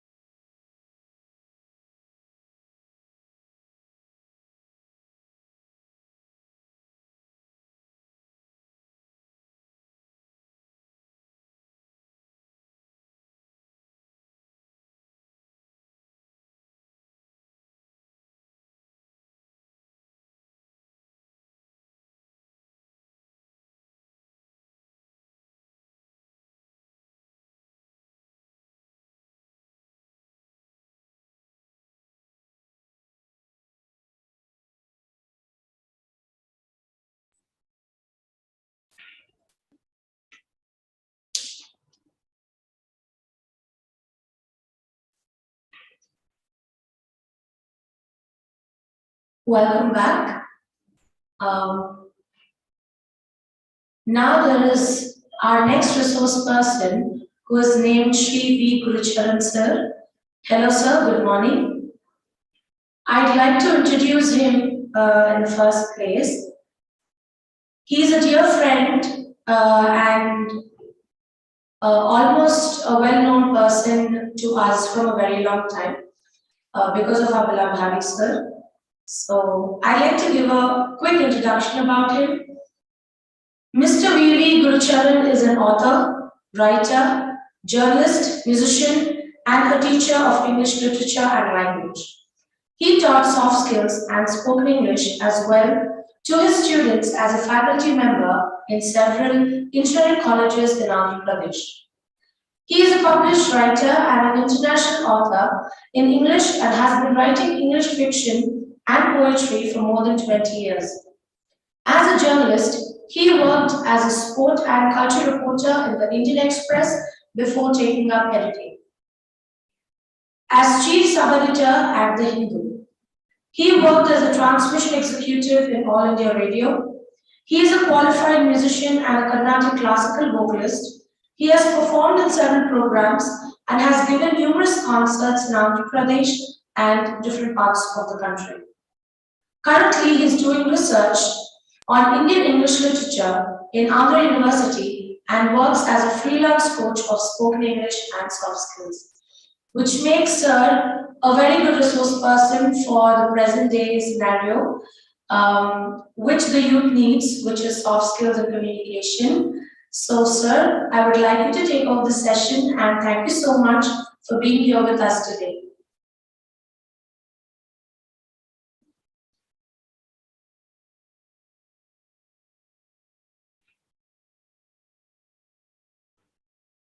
Hello, sir. Am I audible, ma'am? Am I audible? Yes, sir, you're pretty audible. Thank you. Thank you so much for that introduction, ma'am. Thank you. Let me say at the outset that I'm very happy and I congratulate you, Team Lendi, Hari sir, all of you for, for having me there. And I also, I'm very happy to participate in this Rajiv Gandhi National Institute for Youth Development sponsored 3-day online training program on English and soft skills for career development. It's a wonderful initiative, I might say, and I'm really congratulate all of you. Thank you so much. Yes, ma'am. And I have a short PPT to share with the participants today. If you could allow me screen sharing, ma'am, I'd like to start off. Is it possible? So I think it's already shared to you. Oh, wonderful. Okay. Then I'm going to start it off, ma'am. Is it on, ma'am? Yes, thank you. Welcome to the presentation. So on basic listening and speaking skills for effective communication. I can't see my viewers. I'm very happy and comfortable if I see my viewers, and I hope all of you are there listening to me. I hope you can listen. What I'm saying. So the topic today is speaking skills and effective communication. So as we all know, to communicate in a wonderful manner, in an effective manner, we need proper speaking skills. And to develop those speaking skills, it's important that we follow a certain procedure, which we normally pick up from preschool and schooling and college days. Unfortunately, in India, we have some issues with our schooling and college teaching procedures, where we concentrate more on the technical aspect like maths, physics, chemistry, and subjects to become engineers, doctors, and whatever professionals, rather than to pick up proper communication skills, which require for us to be good human beings and proper communication experts. So let me start off with the first slide.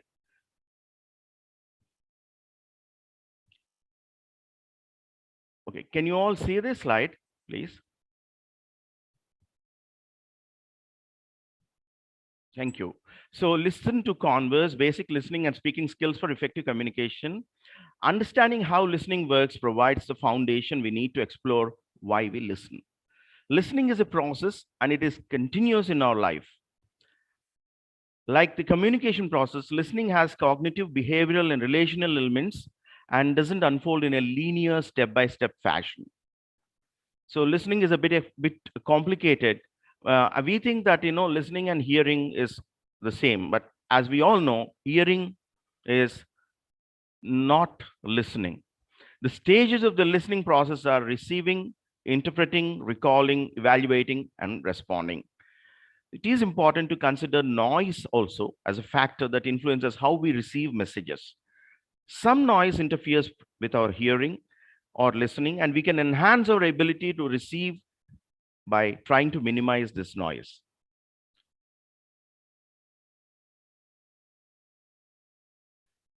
Stages of this process. The first one is receiving.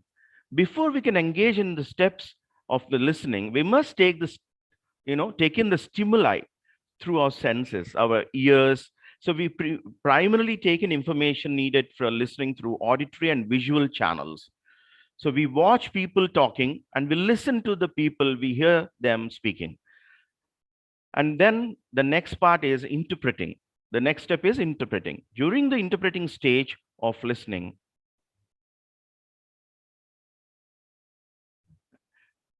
the next part is interpreting. So listeners, can you see the slide?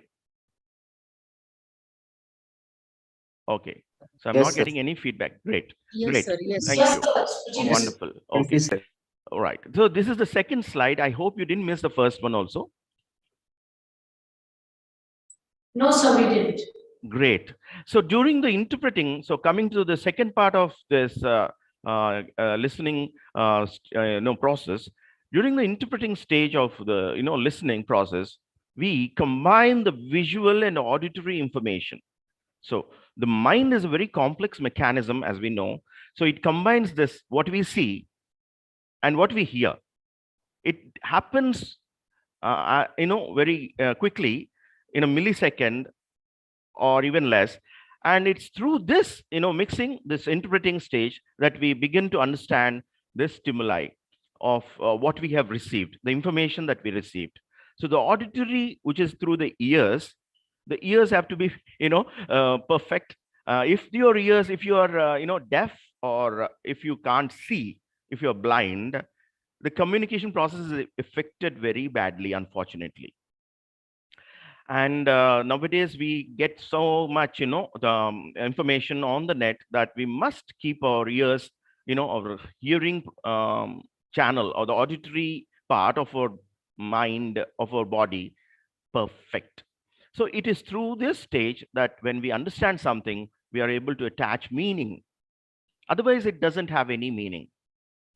So if someone says, "Hi, how are you doing?"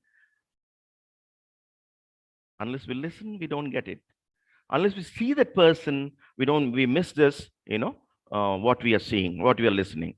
And then recalling. The third stage is recalling. Our ability to recall information is dependent on some of the physiological limits of how memory works. We forget about half of what we hear immediately after hearing it. This some people have to, understand.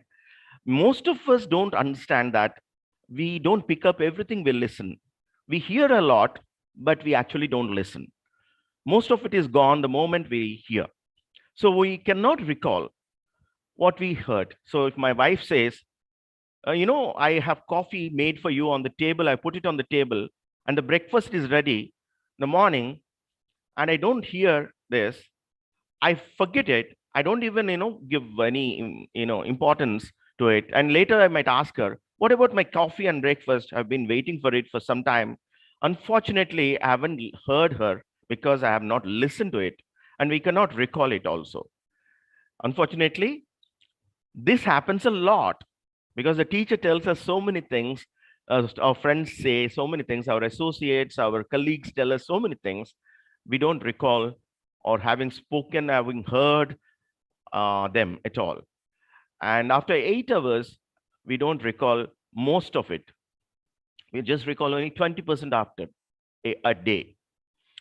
So coming to the next slide, The stages of listening process, continuing with them. The next one is evaluating. When we evaluate something, we make judgments. So the moment we start judging something, we say either it's worthy of listening, good or bad, or worthy of keeping it in our brains, or just discarding. So in terms of credibility, we try to determine the degree to which we believe a speaker's statements are correct or true.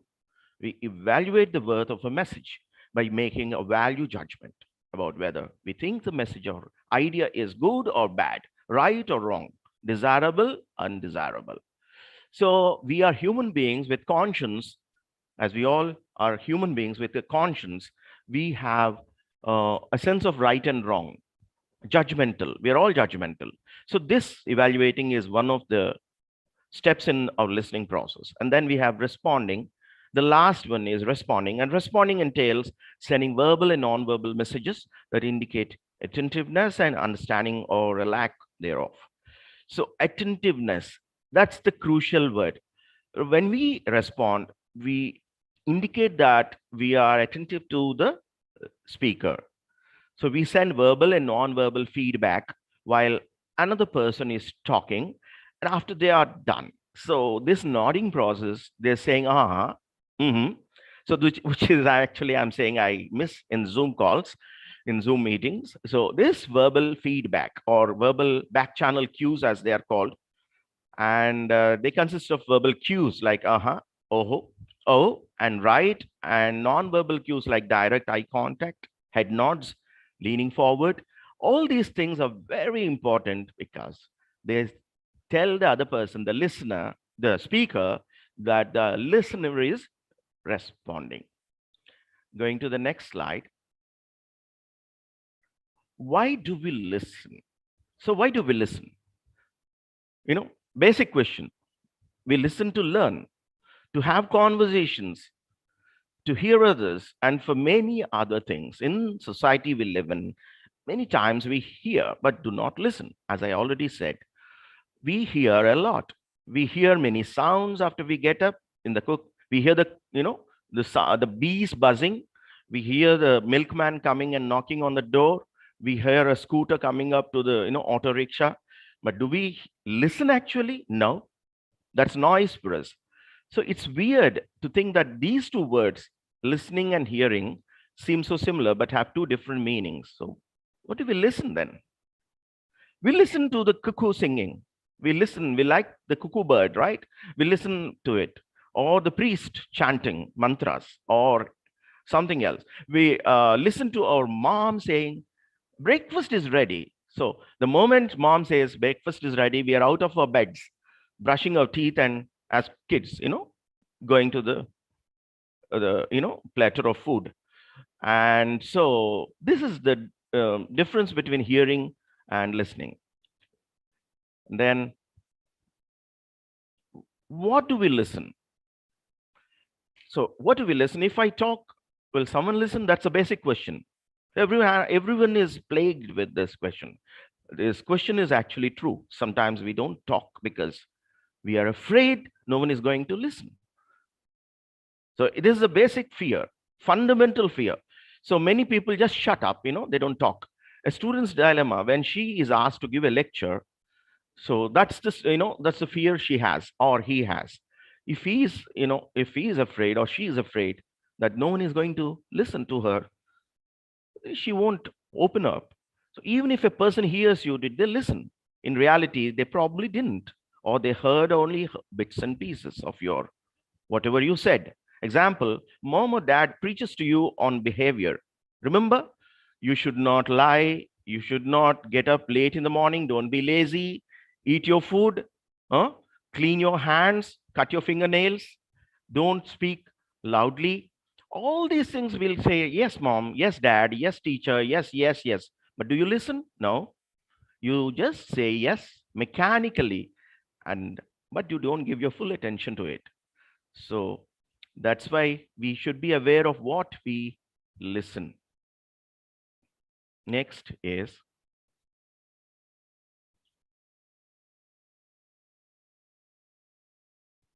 is it tough to listen? Is it tough to listen? Yes. Listening is, as I started off saying, it's complex. We have most, parts of our body, brain involved in listening. Everyone say, it's a passive thing. No, listening is very active. Hearing is passive. So that's one difference. So what are passive listeners? Basically, they are not participating. We just, they are not even nodding, not even gesticulating, no gestures from them, no eye contact, no yes, no, no saying uh-huh, mm-hmm. So this is very passive, but listening is very active. It's complex also because it means you have to engage in the conversation, take a step back and give attention to the speaker, which is quite hard because we're all lazy by nature. Humans are very lazy. Sometimes all we want to think is just being right also. We are very deterministic. We are very, we give our opinion, opinionated. So example is teacher is always right. Teacher comes and says, do this, do that. Don't do your homework. Don't speak when I'm speaking. Don't stand when I stand. So you know that teacher you cannot say no to the teacher. You always follow, you become mute. Most students are afraid of questioning the teacher. So in all good conversations, you should always take a step back, which is very hard. When you take a step back and listen, so the teacher also must listen to the student. Wait for a second to what the world or a person has to say. And you should not hear the words, you should listen. You're taking to the words in. For example, a doctor or a lawyer listens to your complaint. Imagine a doctor being very passive. That's horrible, right? The doctor will keep a doctor who says, sorry, I missed what you said. Sorry, is it about your heart? No, sir, it is about my hand. My hand is aching. It's not my heart. But if the doctor thinks that your heart is aching, it's a major, major issue. Better run away from the doctor. Next slide. How important is it to listen? Listening to others with an open mind and a kind heart. So empathy is very important. You should acknowledge the other person. A leader will always listen to his followers. This is an example. So he'll listen to the commoner as well as the rich person. And, we are looking to learn what types of things we should do or be more like the other person we have respect for. Perhaps we think someone is intelligent and we want to follow their ways because then we can appear intelligent or we can learn from them. For example, a guide and philosopher such as Socrates, Plato, Aristotle, they were worshipped for their wisdom and intelligence by their students, including Alexander, who was Aristotle's student, by the way. I think most of you might have read about Alexander, who came to India, but didn't conquer India, luckily, and he went away, and he died soon after. He was a student of Aristotle. I'm sure he must have been a very good student because he became so powerful. Next.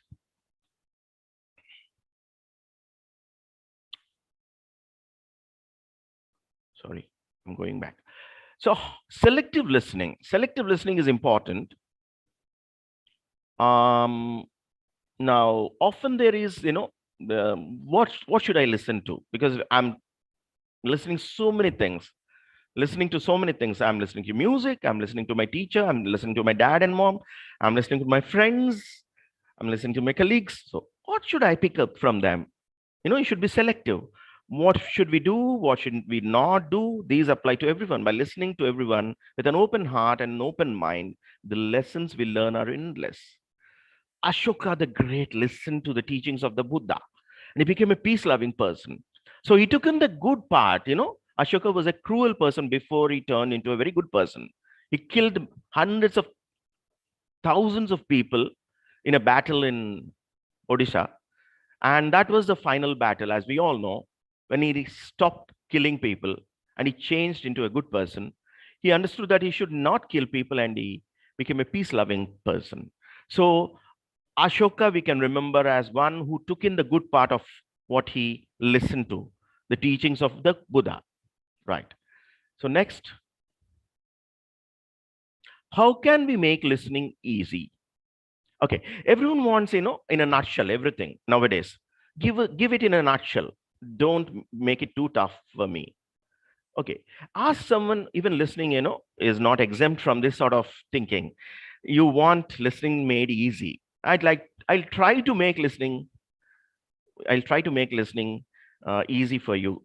So ask someone about something they are passionate.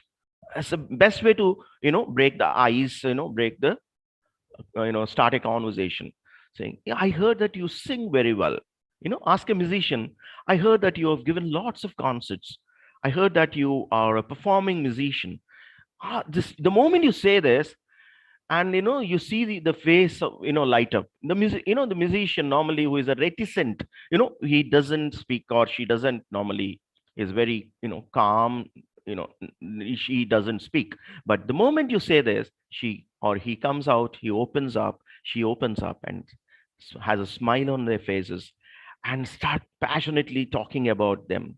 In my journalism days, I interviewed several musicians and sports persons. Sports persons are very talkative.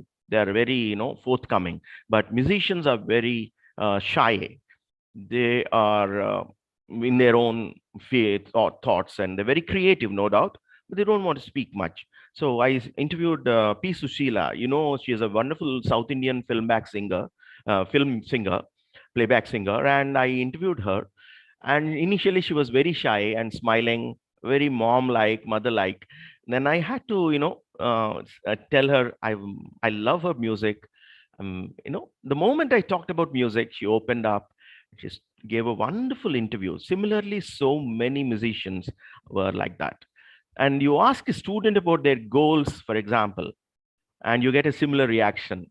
You should show a genuine interest in someone. Don't act, or don't try to be, someone like who is not interested, but doing it for the sake of doing it. Do it with a genuine interest, and you never know what you might learn. Next, how can we make listening? How can students realize the value of the listening by doing what? Listening makes up a great percentage of students' day, both in and out of college and school. So, expanding their views of listening and the benefits of using good listening skills can impact on how they perform in studies. Example, listening precisely to verbal instructions has a direct impact on a student's success in the classroom. So, a student has to follow certain steps in the listening process. Otherwise, he cannot remember what he heard or she heard. They will know exactly what to do then, right?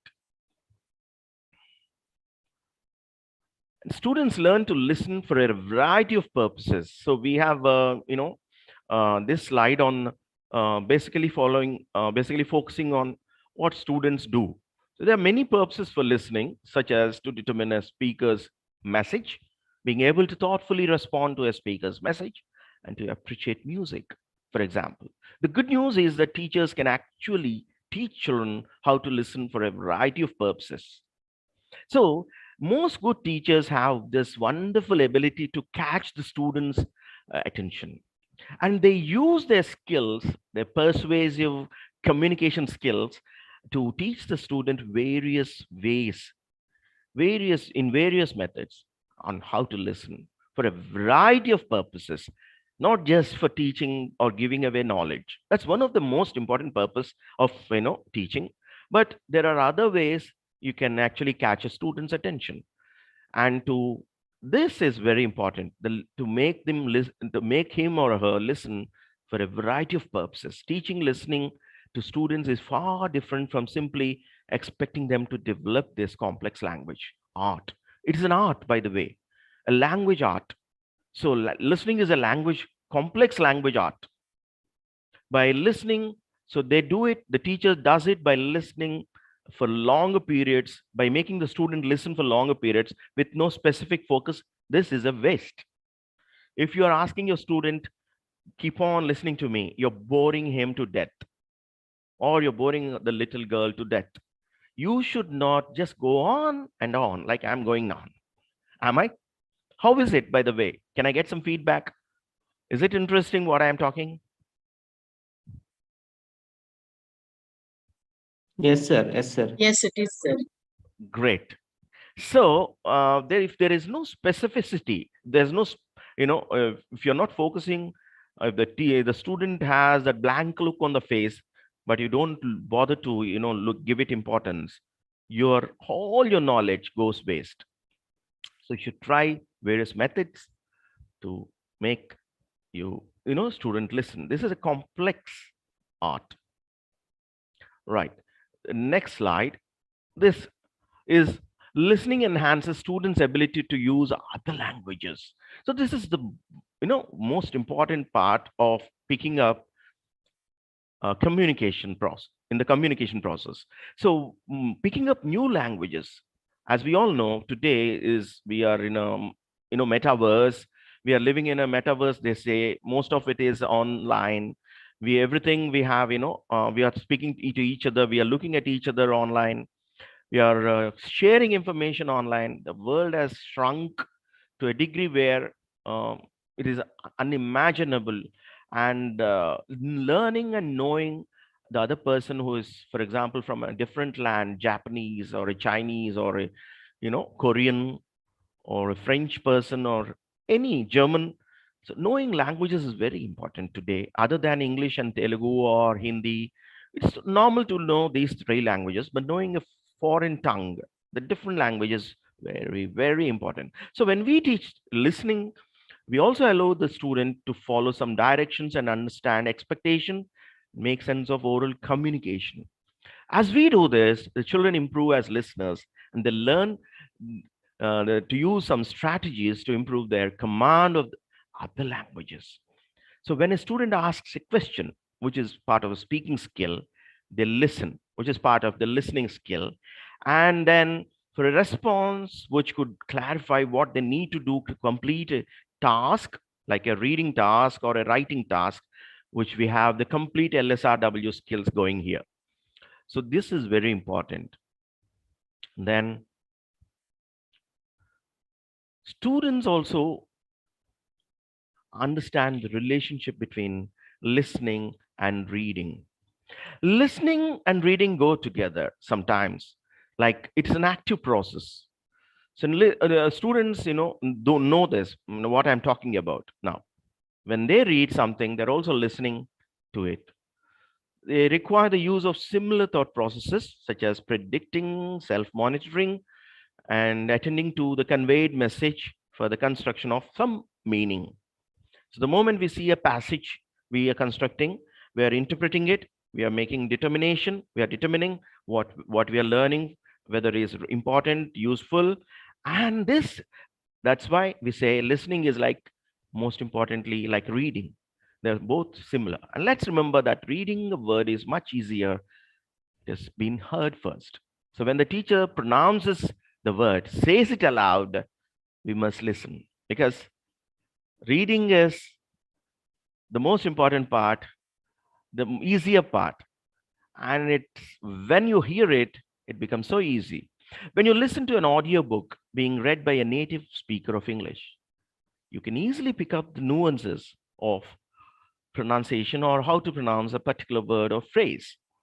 So the nuance is very, we pick up from the native speakers.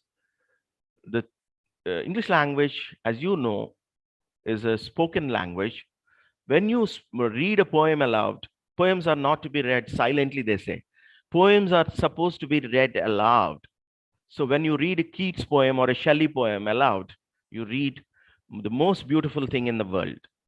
The sounds of the poem come alive. Right. Next slide. We come to the nearly the middle part of this presentation.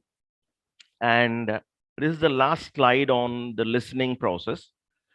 And listening, the last slide goes, listen to others to empathize with them. Empathy. So we all, as teachers, we try to empathize with our students, our colleagues, because empathy is being in their shoes, basically. Empathy is being in the other person's shoes. We try to be the other person. So if the other person comes to say the teacher becomes the student. If the teacher behaves as if he is a teacher and the student is a student, he'll never be able to empathize with the student. So the teacher has to be in the student's heart, mind, soul to understand the student's problems. So to try to listen to others, because nobody wants to feel lonely. For example, a student before the exam is always depressed and stressed out. So the student needs a guide, a friend, most when he or she is in huge stress before an exam, before the all important interview, for example. So then it's you have to give an advice, for example, your sister about a personal issue, or helping an acquaintance, sorry, deal with feelings of depression and the hardships of life. Everyone wants to feel as if there is someone out there in this world who will be willing to listen to them. Humans seek comfort in others because we can relate. No matter the scale or importance of our issues, we need to relate with others. Example, greet others with real feelings and positive energy. Make them feel happy, doesn't cost you a pie. And make them cheerful with your words. It doesn't take away money from your pocket. Right. That ends, I think, our listening part of our presentation. Any questions here? Or shall we take questions at the end? That's up to you, sir. Guru sir. Wonderful. Great, Sir Hari Guru sir. sir, Guru sir, I'm so sorry I could miss your introductory session. Oh, no, sir. It's okay, sir. It's okay. Yeah. I'm Right. following your presentation, but Thank you, sir. anyway, other participants' idea also we can take. Any one of you would like to now take some time for Yeah. asking questions or sharing your experience or Yeah. I welcome. yeah, Smita, man. Yeah, Yes. sir. Good afternoon, sir. Good And afternoon, thank you Smita very ma'am. much for this wonderful and interesting session. Sir, I have a doubt here. Yeah. Often while teaching in class, it becomes Yes. very difficult, Mhm. how do we increase the level of listening for Or students? there is so much noise, sir. Yeah, background noise. Yeah, I heard a part of it, ma'am. Could you repeat, Hello. please? Yeah. Yes. Sorry for this. I'm in staff room, and maybe because of that, Yeah, I'm I can. sorry. Yeah, it's okay. My apologies, sir. No issue. Sir, often in class, it Mm-hmm. becomes very difficult for us Mm. to make our students listen to what we speak. Yes, So how ma'am. do Yes, we, and there are some these fake listeners also. They will simply nod, absolutely. and then they will look Mm. at you as if they Yes, are listening, and then go to see they are looking beyond us somewhere. absolutely. So I can how do understand. we improve that, sir? Mm-hmm. What should be our Yeah. strategy? Yeah. Yes, Please strategy. enlighten, sir. Good word. Thank you. Yes, Yeah. strategy. That's the word. So yes, nowadays we need to have a strategy for everything. So we can't walk into the classroom wide-eyed, innocent. A teacher has to be smart enough to hold the students' attention at all costs, because otherwise the job is wasted. As ma'am just said, most students are today very smart. They fake. They put on a face as if they're listening, and in fact they're not at all listening. They're sleeping actually. So how do we catch their attention? First rule: we can't expect a student to be always attentive during the class. We all know a class is unfortunately 40 to 50 minutes long. I say unfortunately because a student gives his or her attention only for 20 minutes max. Any student could be a very bright and sincere student, but even then the student cannot proceed to give her whole or his own whole time, the 40 or 45 minutes of the lecture. No way. So that is first thing we have to accept. Now trying to make the most of the 20-25 minutes is what we need to do. So how do we catch the fake people? How do we make them listen? We can, ma'am. We can do it by, just turning the lecture off. Just stop teaching whatever you're doing. Just be silent for a second. See what happens. Most of them wake up immediately and speak about the daily activities, day-to-day things. How is the hostel going? What's the food today in the hostel mess? How are the beds in the hostel rooms? Were there mosquitoes yesterday? Immediately you see these people who have been sleeping wake up and start complaining. Oh my God, the food was horrible, ma'am. Today morning we didn't eat a bit of it. Yesterday night we were bitten by the mosquitoes in the rooms. The moment we do this, was the bus late in the morning? So the regular students immediately will start. The buses are always late, ma'am. That's why we are at the gate, and the watchman doesn't allow us in.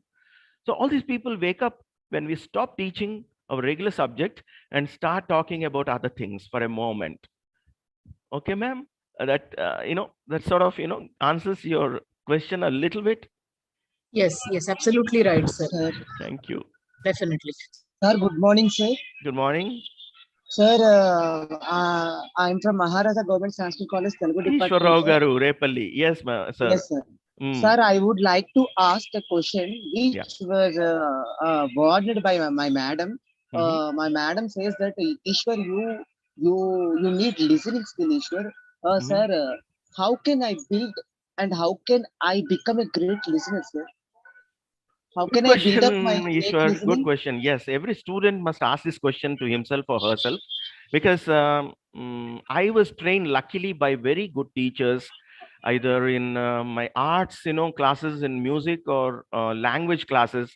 I had wonderful teachers who would, have a way of teaching, their inflection of voice, their, the way they change their tone.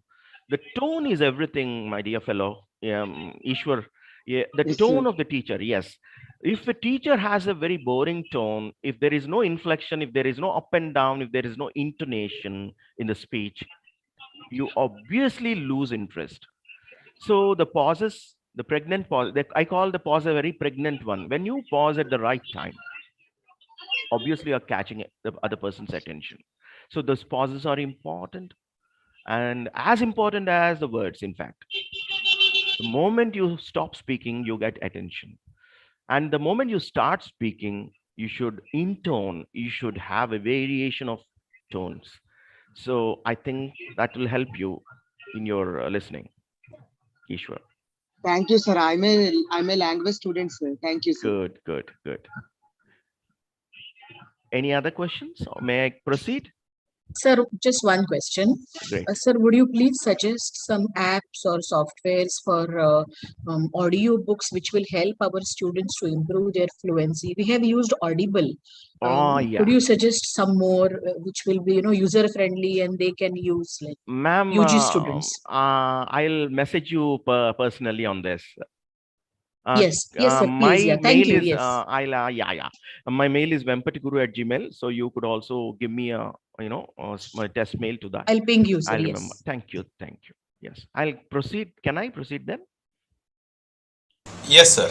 You Great. can. Great. Okay. Now going forward. Okay, this is the last slide. I forgot 16th slide. My favorite slide. Friedrich Nietzsche. So Friedrich Nietzsche famously said about music life, without music, life would be a mistake. So Nietzsche, as you know, German philosopher. Friedrich Nietzsche, he was a very dense guy, very, very uninteresting. If you start reading him, you would have to understand a lot of philosophy. But when he says this, you have to listen, because why?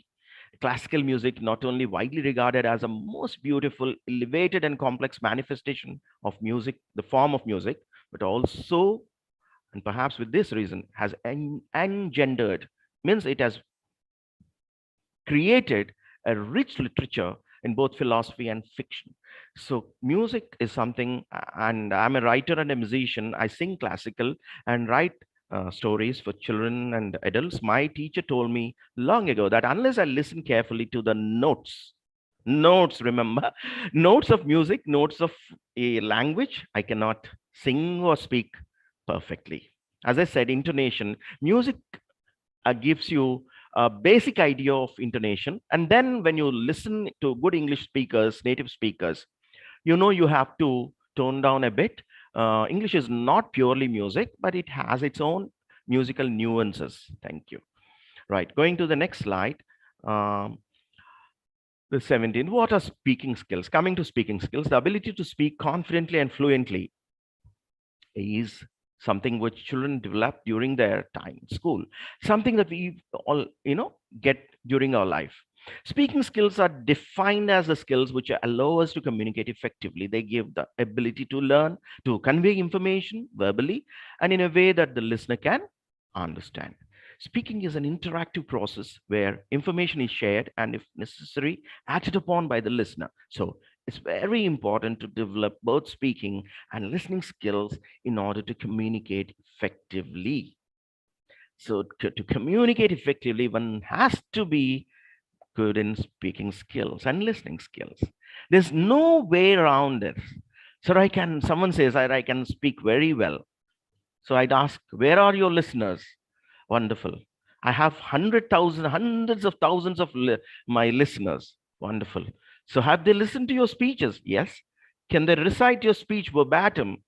So when Julius Caesar spoke, for example, in Shakespeare's Julius Caesar, the play, you hear Mark Antony's speech, or you say, what is a speaker, what is an orator, who is an orator.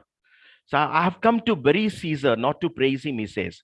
He's come to bury Caesar, it seems, but not to praise him. But he continuously praises Caesar. We wouldn't know this unless we read this. And how intelligent Mark Antony is, because he gets the whole crowd chanting Caesar, Caesar, and the blood of the person who killed him, Brutus. So a good orator or a speaker has to be very good at listening, and speaking skills are very, very important. Right. Next is the 4 elements of speaking skills. Vocabulary, where there is the most important word, vocabulary. To develop our speaking skills, we first need to know the right words. Vocabulary development is what students do to understand the meaning and pronunciation of words necessary for communication. When we understand word, they can understand the sentence. This is so important to keep up a conversation going.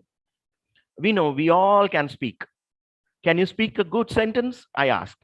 So how to stitch together phrases and words, how to make it intelligible, how to make it meaningful, how to keep the other person, listening to you, how to keep it interesting. Do you know that to be considered fluent in a language, you need to have a vocabulary of around 10,000 words? Yes. So most people ask me, how many words should I learn in my life? English words. I keep telling them, keep learning. I do Wordle, by the way. Wordle, I hope listeners can understand what I'm talking about. It's an online game recently developed, and it is bought by the New York Times. And Wordle is a wonderful 5-letter crossword puzzle. You need to get it in six attempts, the right word every day. You get a new word every day. I've been doing it for the past two months or so. It's a wonderful way to pick up new words. Right. Next is continuing with the 4 elements, grammar. You think that grammar is something we need only for the written language. Everyone, they have a misconception about grammar. No, sir. Grammar includes lots of important areas important for spoken language, such as understanding of tenses. Tenses are boring, I know. Past tense. Who wants past tense? Who wants to learn something which happened in the past? Unfortunately, we have to speak in the past tense most times. We also need to speak in the present tense, continuous tense, and perfect tense. So tenses are very important, and the correct way to structure sentences is very important. So structuring of sentences involves grammar. And grammar helps us to convey information in a way that the listener can recognize and understand it. Right. Then the 20th slide, the 4 elements, again continuing, pronunciation. Understanding how to correctly pronounce words is another important element of speaking skills. We learn how to pronounce words by listening to those around us, such as our parents, friends, teachers. Most important in English, we have to learn pronunciation. Pronunciation comes by listening to the native speakers. So most of the words come from Latin basics, from French basics. So when we learn new English words, we have to learn also that they came from their mother tongue, their mother languages, which is French, could be Latin, could be Greek, could be German, could be Japanese, could be Indian. So unless we know a little bit culture of a bit of these countries, we wouldn't know anything about their pronunciation. So most Hindi, English speakers who come to India, they speak our words, which are already there in the dictionary, in the Oxford Dictionary or in the Cambridge Dictionary, in the wrong way. They say curry instead of saying curry. We say curry, but they say curry. No, no. I keep telling them it's not curry, it's curry. Even the basic curry, you know, they chapati. They say chapati, and we say chapati. So we pronounce differently the vowels part. We lengthen it a little bit, chapati, and they say chapati. So unless they know a little bit of our culture, Indian culture, they wouldn't know how to pronounce our words.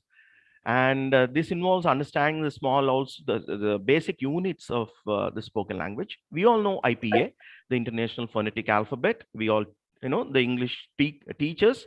We teach the phonetic alphabet to our students with a chart, the phonetic chart, and the phonemes, the graphemes. The visual part is the grapheme, the sound part is the phoneme.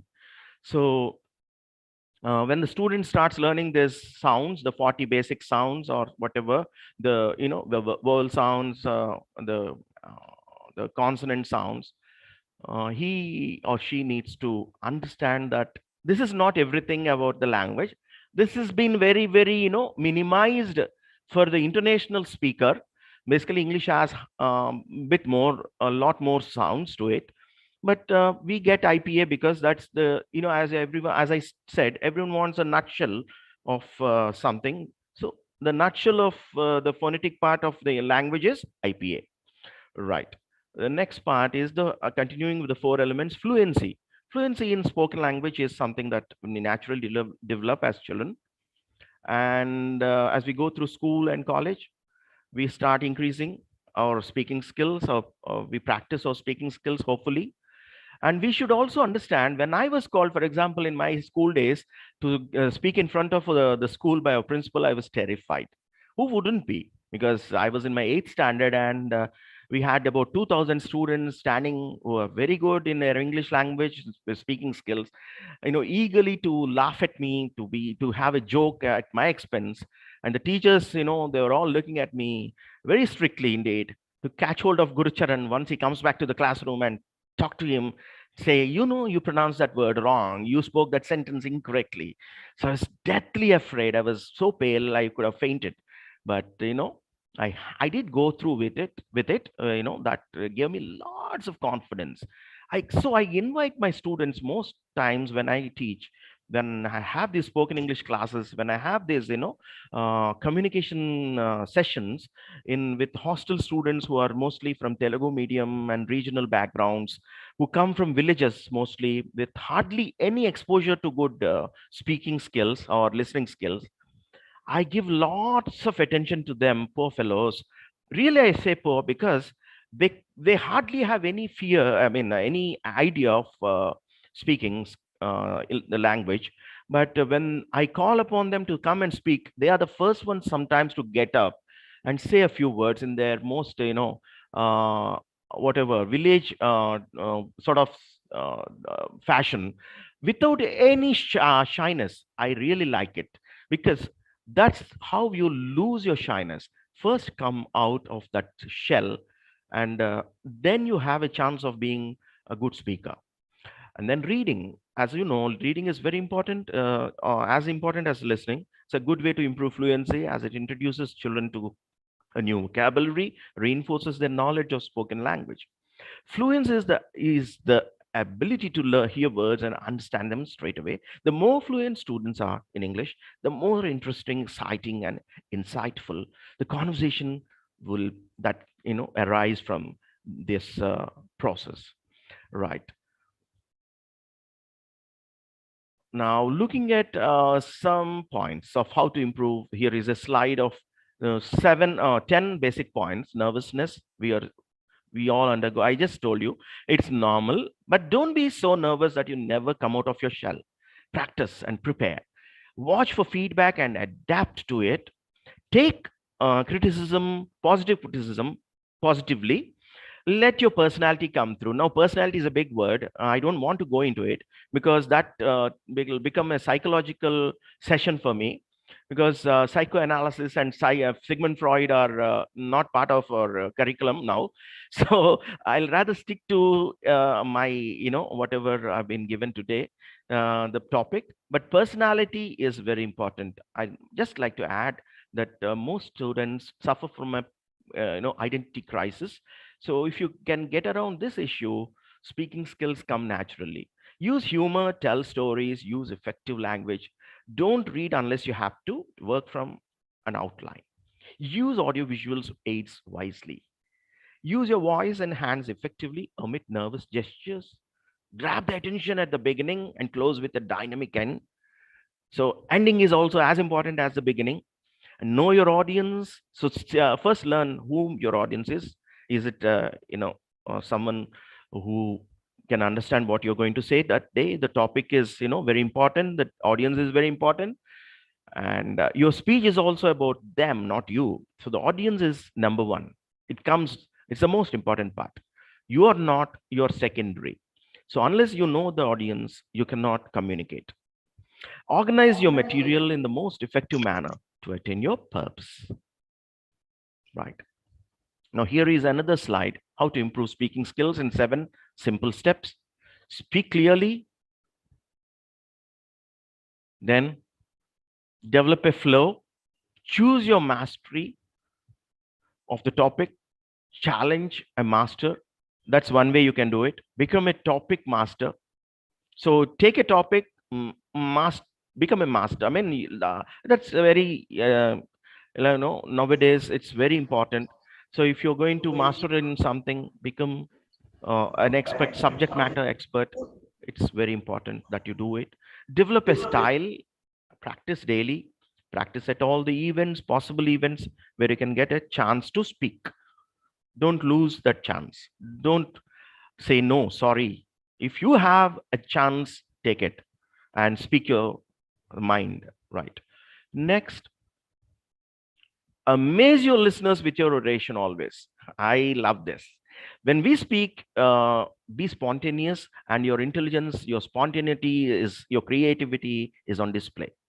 So don't be monotonous. Don't be like a robot speaking. Don't be mechanical. Like Robert Frost, the great poet, once said, I am not the author of the book of the past. I'm talking about the understanding about the present. Learning to learn. I'm learning to learn. See how beautiful it is. I'm trying to learn. Is learning to learn. So humble. Undoubtedly, transparency in speech reflects clear thinking. Transparency means honesty. Be honest about what you know. Be honest about what you don't know. Don't try to fake. As ma'am once just said, there are fake listeners. There are fake speakers also. People who speak and try to convince others about something which they don't know, first of all. So you can't convince the other person about something which you don't know, first of all. So you have to be very transparent about your knowledge, and only then can you convince the other person. An effective speaker can capture the audience's attention and keep the message going till the end. Speaking skills are important for career success too.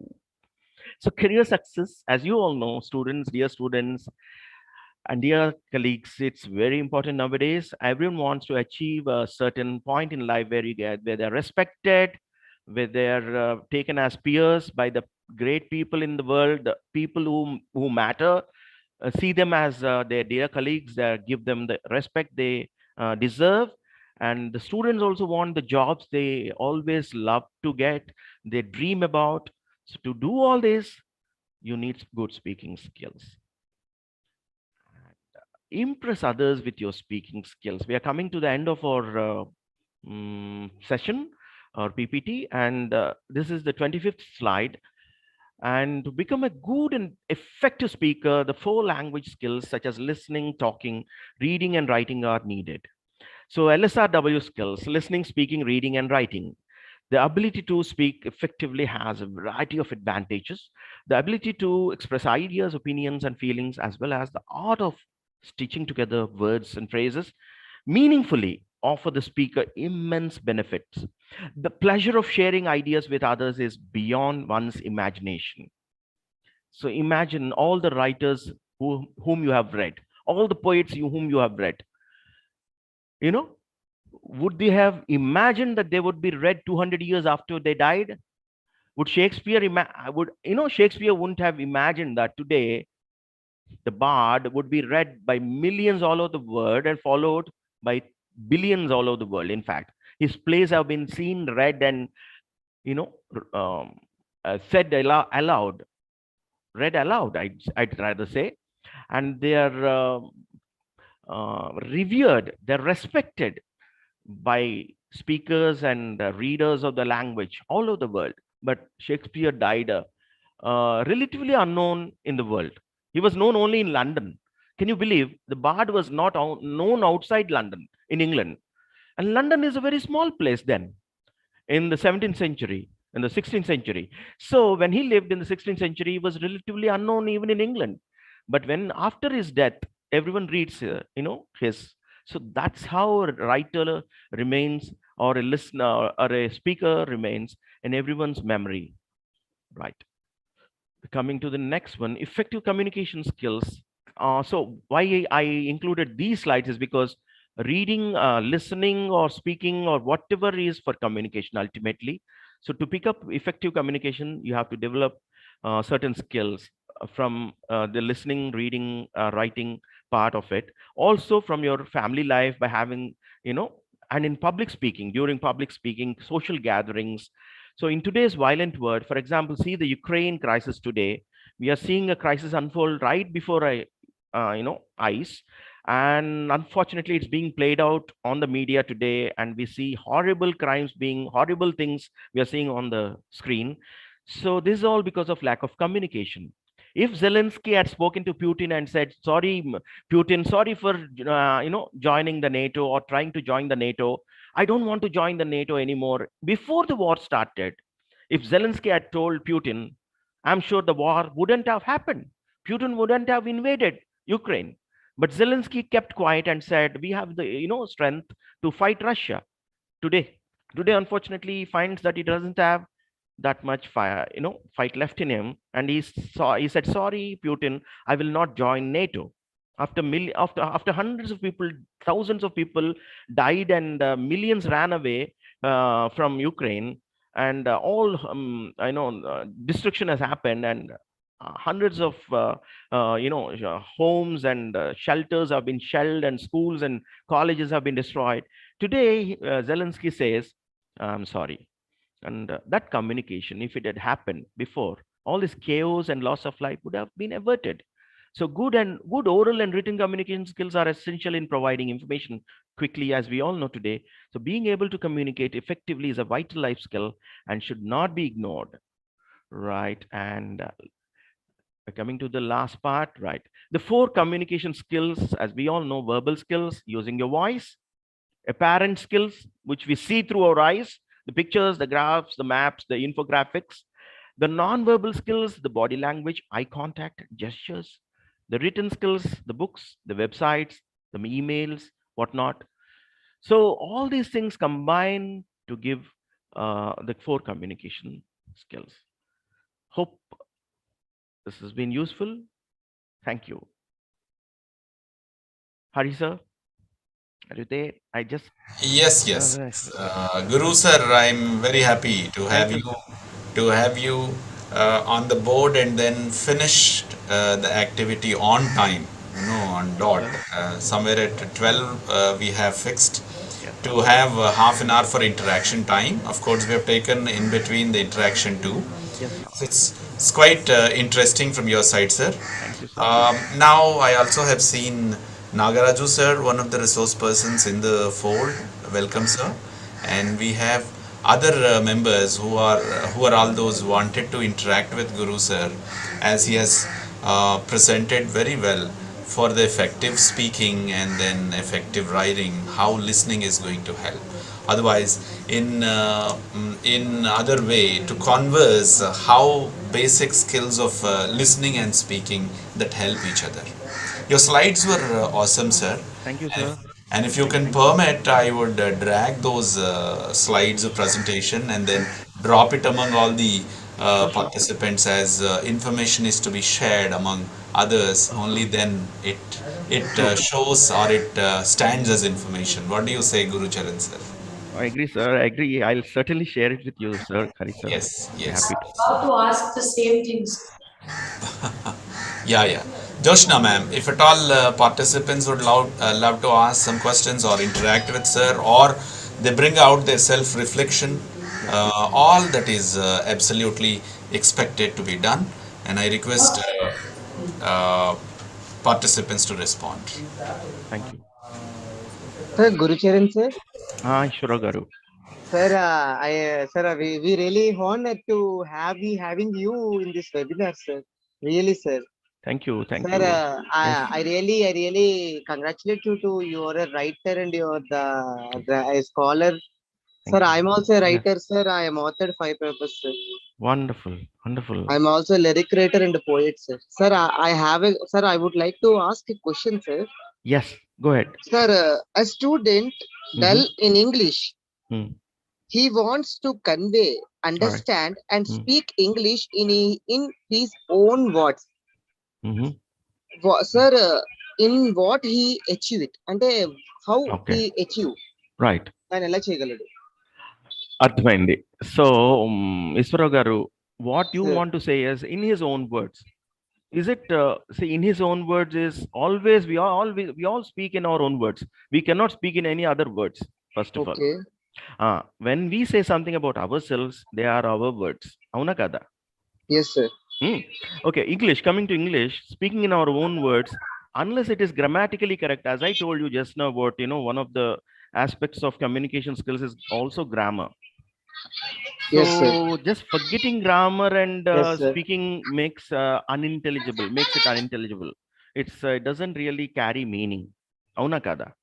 Am I right or wrong? Yes, sir. Yes, sir. Right, sir. So most students have this idea about English that sir, grammar is very tough. I agree. I accept. But tenses are tough. Language, speaking of the sentence construction is tough. But it is worth its while. It's worthwhile to pick up some basics of grammar. And if you want to speak in your own words, I am for it. I agree.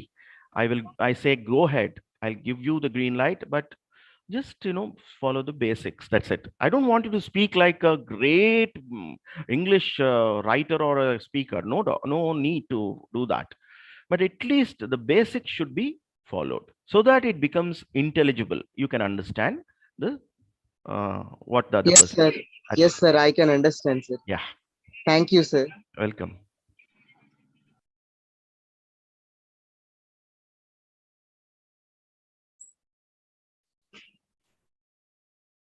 Anyone else with questions can please come forward. Or if you can drop it in the chat box also, we'll be happy to help.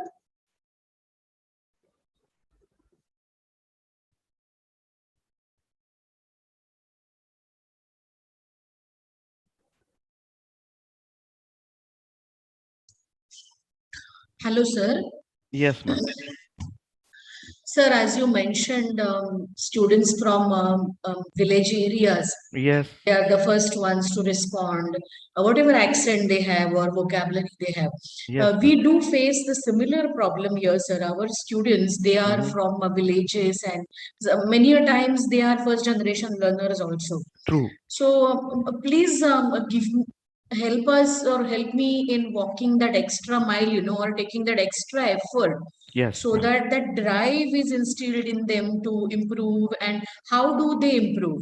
Of course, there's Wonderful. the Yes. tips, and the lecture was very interesting, and it is going to be of great help. True. But please speak some more about that, sir. Thank Thank you. you. Sure, ma'am. Most students, as I said, I was taken as a faculty in the college, last college I taught as, to teach students mostly from rural background. So that was the challenge thrust upon me, and I took it with happy, with a confidence which I was really shocked about, to know. Actually, initially I thought, how come I have this amazing amount of happiness and confidence that I can achieve this amazingly huge task. Actually, it's a very big task, ma'am. When they come with their background, with their native, should I say, speaking abilities, which are not supposed to be laughed at, but when I took the evening classes for hostel students, it was a challenge because at one stage I thought I should tell the management I'm fighting a losing battle here, because they speak, they do come forward. Most of them are very interested to learn the language, to speak, but when it comes to reading, I give them free books, my own books. I buy with my own money. I give them little readers, simple readers, ask them to read and read aloud in the class. But they struggle a lot. Even simple school readers. I'm talking about the third standard, fourth standard books. So what happened here? The story somewhere has jumped. The chapters have been missed actually. Somewhere there is a discontinuity in their schooling days. So what happened between the preschool and the high school? The school, 8 years or 7 years of it has been wasted. That is a very big term, I know, but it's a very sad word, but it has been wasted. So we are asked, or we are given the mountainous task, the huge task of filling up the gap of the student of the 7 years of schooling, of language schooling, from the 7 years. So those is, you have to do it in 7 days or 7 months. So to do it in a nutshell, to kind of minimize this, I was trying to find ways. I was telling stories. I use this method of I'm a writer and a storyteller.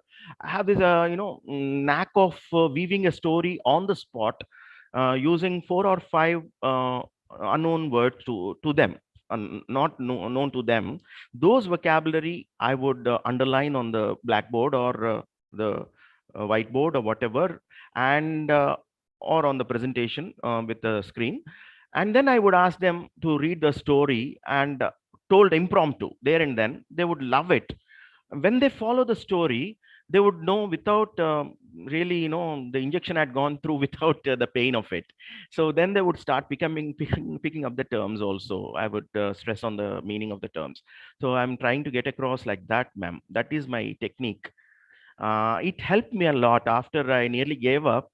I tried this method, and this storytelling method really, restarted my teaching career, and it worked a lot, I should say. Smita ma'am,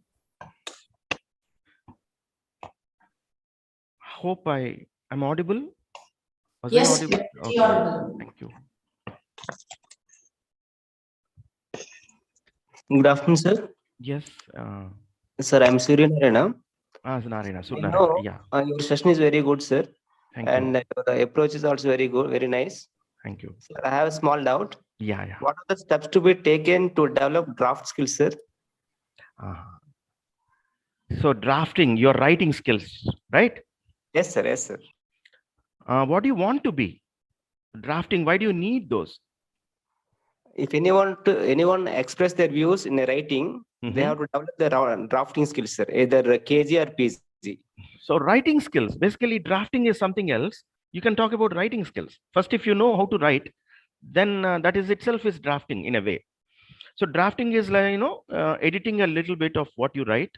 If like you're writing an email, for example, or a leave letter, or you're drafting your biodata, for example, carefully, line after line, word after word, and then going through it. You have to first, for example, when I prepared this presentation yesterday, day before, I did the slides first. Technical formatting came first, the color scheme, the content part.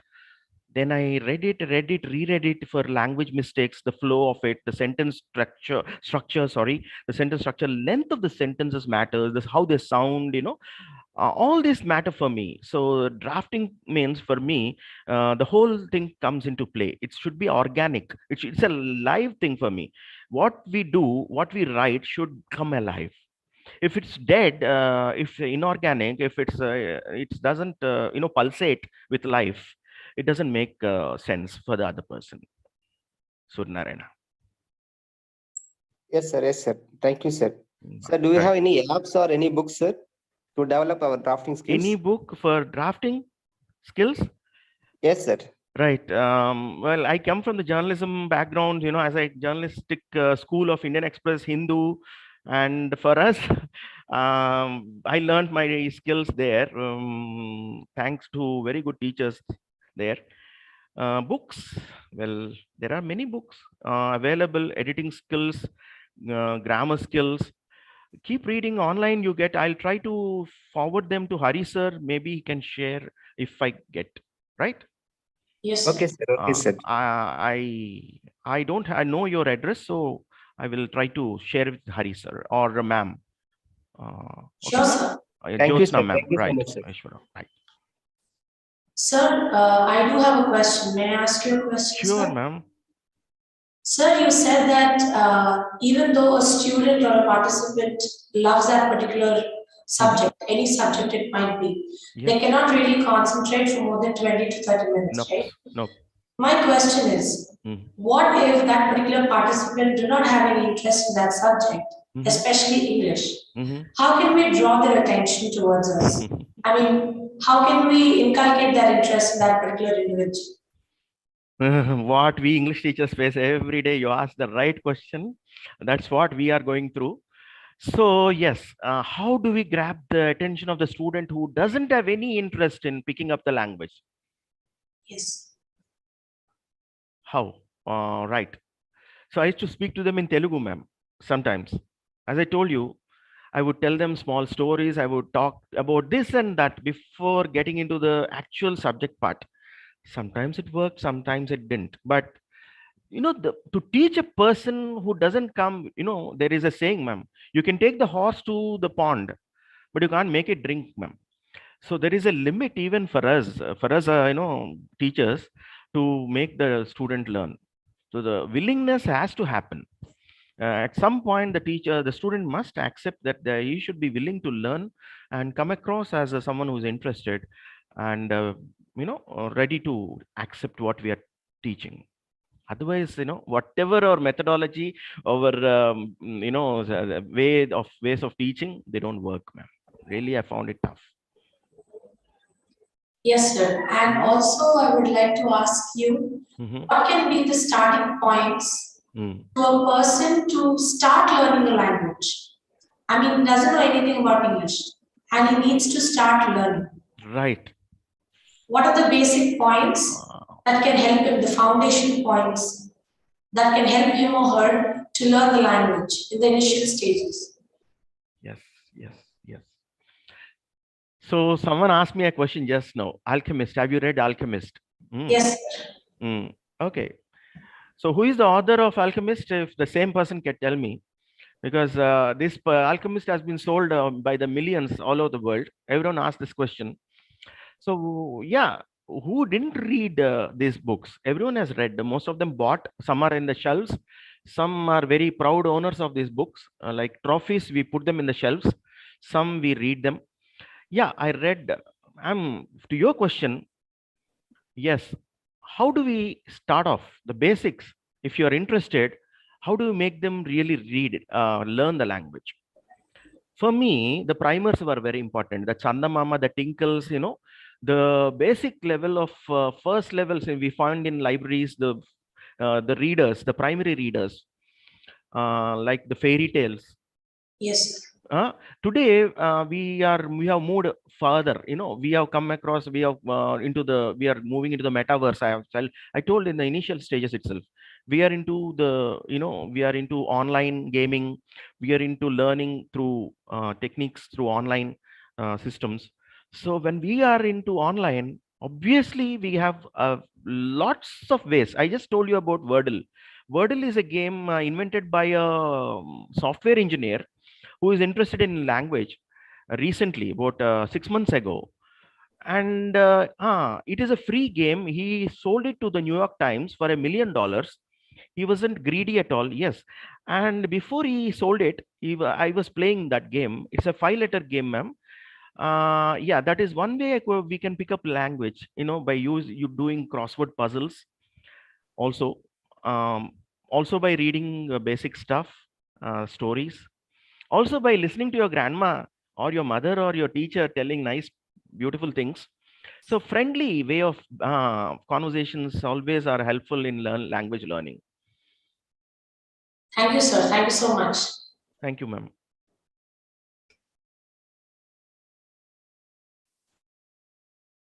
Any other participant would like to talk to Guru sir, or it is already time for us to wind up because lot was talked. And in fact, I was thrilled. Though I was preoccupied with some other meeting, I could see only quite a few of slides of Guru sir, and I kept on listening to his talk. Sensible, sir.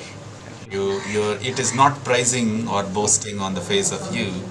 The voice that you have modulated, the way that you have articulated the whole tone, you really set the whole afternoon so sweet. Thank you so much. And this is what all my love and affection towards you. Beyond that, you know about me, I cannot give more. I know, sir. I know. You have been a friend and philosopher and a guide for me for several years now.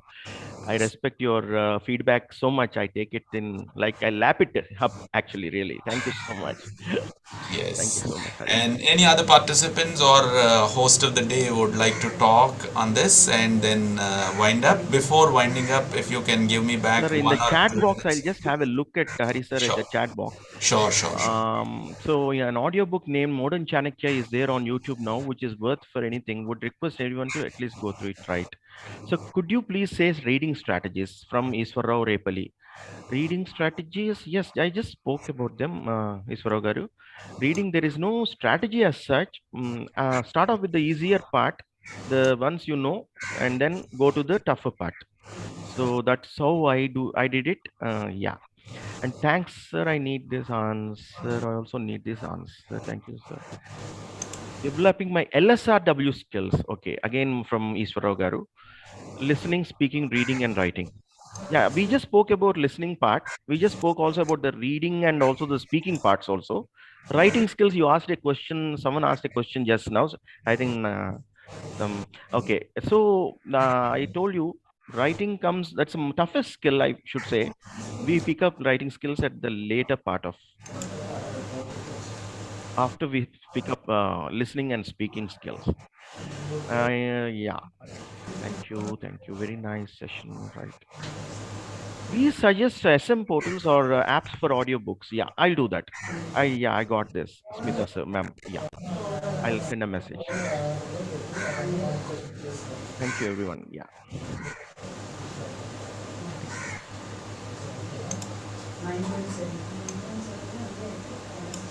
Thank you, sir. Yes.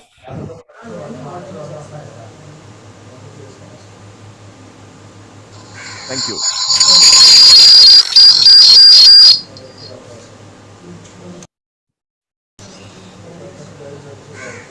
So, Joshna ma'am, shall we come to an end? Yes, sir. I'm just waiting if there's anyone else who would like to ask questions. So that's the reason why. But I would like to say something, sir. Being a close friend to Hari sir for almost so many years, before we actually know you, it's really nice for you to be here and answer Yes, each ma'am. and every question. So thank you so much. Really, I felt like a family member. The way you people have invited and kept on, I was in Bhubaneswar then, and then the always throughout I find this with Lendi. They make me feel so friendly and part of your family. So nice to have been with you guys. Wonderful. That's a huge satisfaction. Thank you so much. Thank you, ma'am. Really. Thank you, sir. And you're doing a wonderful presence. You're making yourselves, on the online and offline. Your presence is immense, I should say.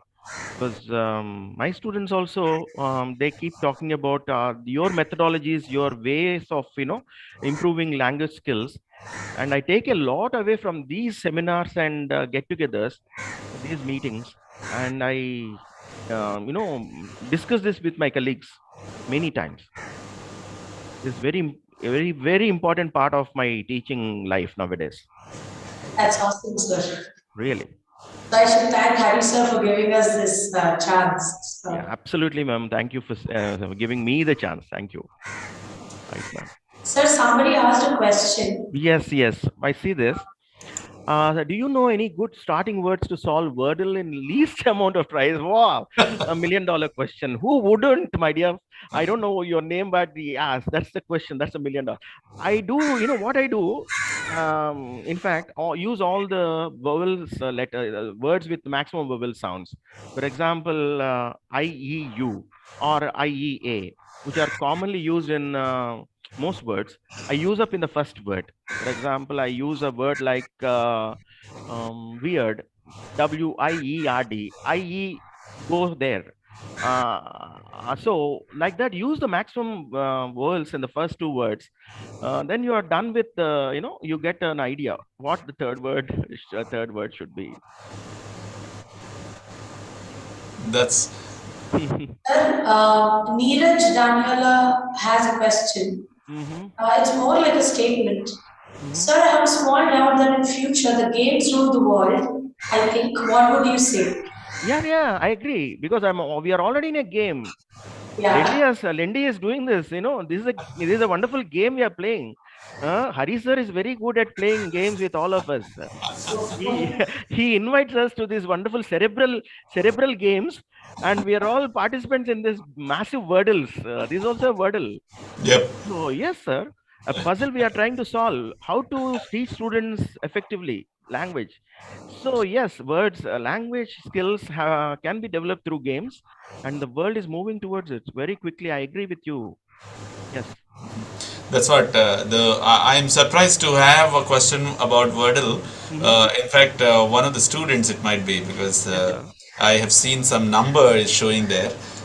Really, I love to see that the emotion that or amount of energy that he or she has to solve the puzzles through that to improve it very well. So. Sir, it's really caught on the that imagination of everyone. Really like wildfire. Yes. Since you seem to like the game Wordle, you must also like Mathler. Yes, please try it. Certainly, man. I am trying all sorts of puzzles of late. It keeps me, at least a half an hour happy, busy. And I do it with my family, actually. So everyone, learns a little bit. If it's done on my own, I already know a little bit about this, this vocabulary and all that. So I try to bring in my wife and kids also into this. That's good to hear, sir. That's how we do it. Yeah. That's great. And Joshna, shall we wrap up? It's time 12:30. Yes, sir. Sir, we cannot offer you lunch directly, but feel it. We are working together and then having lunch too. Madam, please. Thank you, sir. Thank you so much for being here with us today. The next session will be starting at 1:30 sharp. So I hope the participants will be stay tuned, and we'll see you after lunch. Thank you, Guru sir, once again. Thank you. And I request Guru sir to send the slides over. Sure, ma'am. To mail to me or to Hari sir. Yes. So that we'll be able to share it with the participants who are eager to learn. I'll share it with you and Hari sir, ma'am, today. Yes. Just half an hour. Yes, ma'am. Right, ma'am. Thank you. Thank you, ma'am. Sir. Yeah. Before winding up the session, Guru sir, you wanted to say something? Yes, sir. Yes, sir. I mean, as I was about to say this, actually, that you having given me this opportunity to, speak on this session. Really happy to Team Lendi and Hari sir, and good. I wish you good luck and success, maximum success in these ventures going forward. Yeah. Before going to wind up this, I would like to just take the opportunity to make all the participants' attention. There are two disclaimers. Your assignment links all together 1, 2, 3 will be supplied by afternoon in the chat box. They'll also be guiding you. That document will guide you where and how, in what way that they are opened, and in what way that you have to get them submitted. Finally, the feedback link is also getting activated by next last day evening, and then we request all of you to make use of the sessions. Forget about the assignments that we conduct, and it's a norm that we have to fulfill, as Rajiv Gandhi National Institute has put this as a kind of a coursework. But at the end of the day, everybody will be benefited out of knowledge sharing. I request all of you to take it as a pleasure. Don't worry about your attendance or your certificate of the completion or certificate of a participation.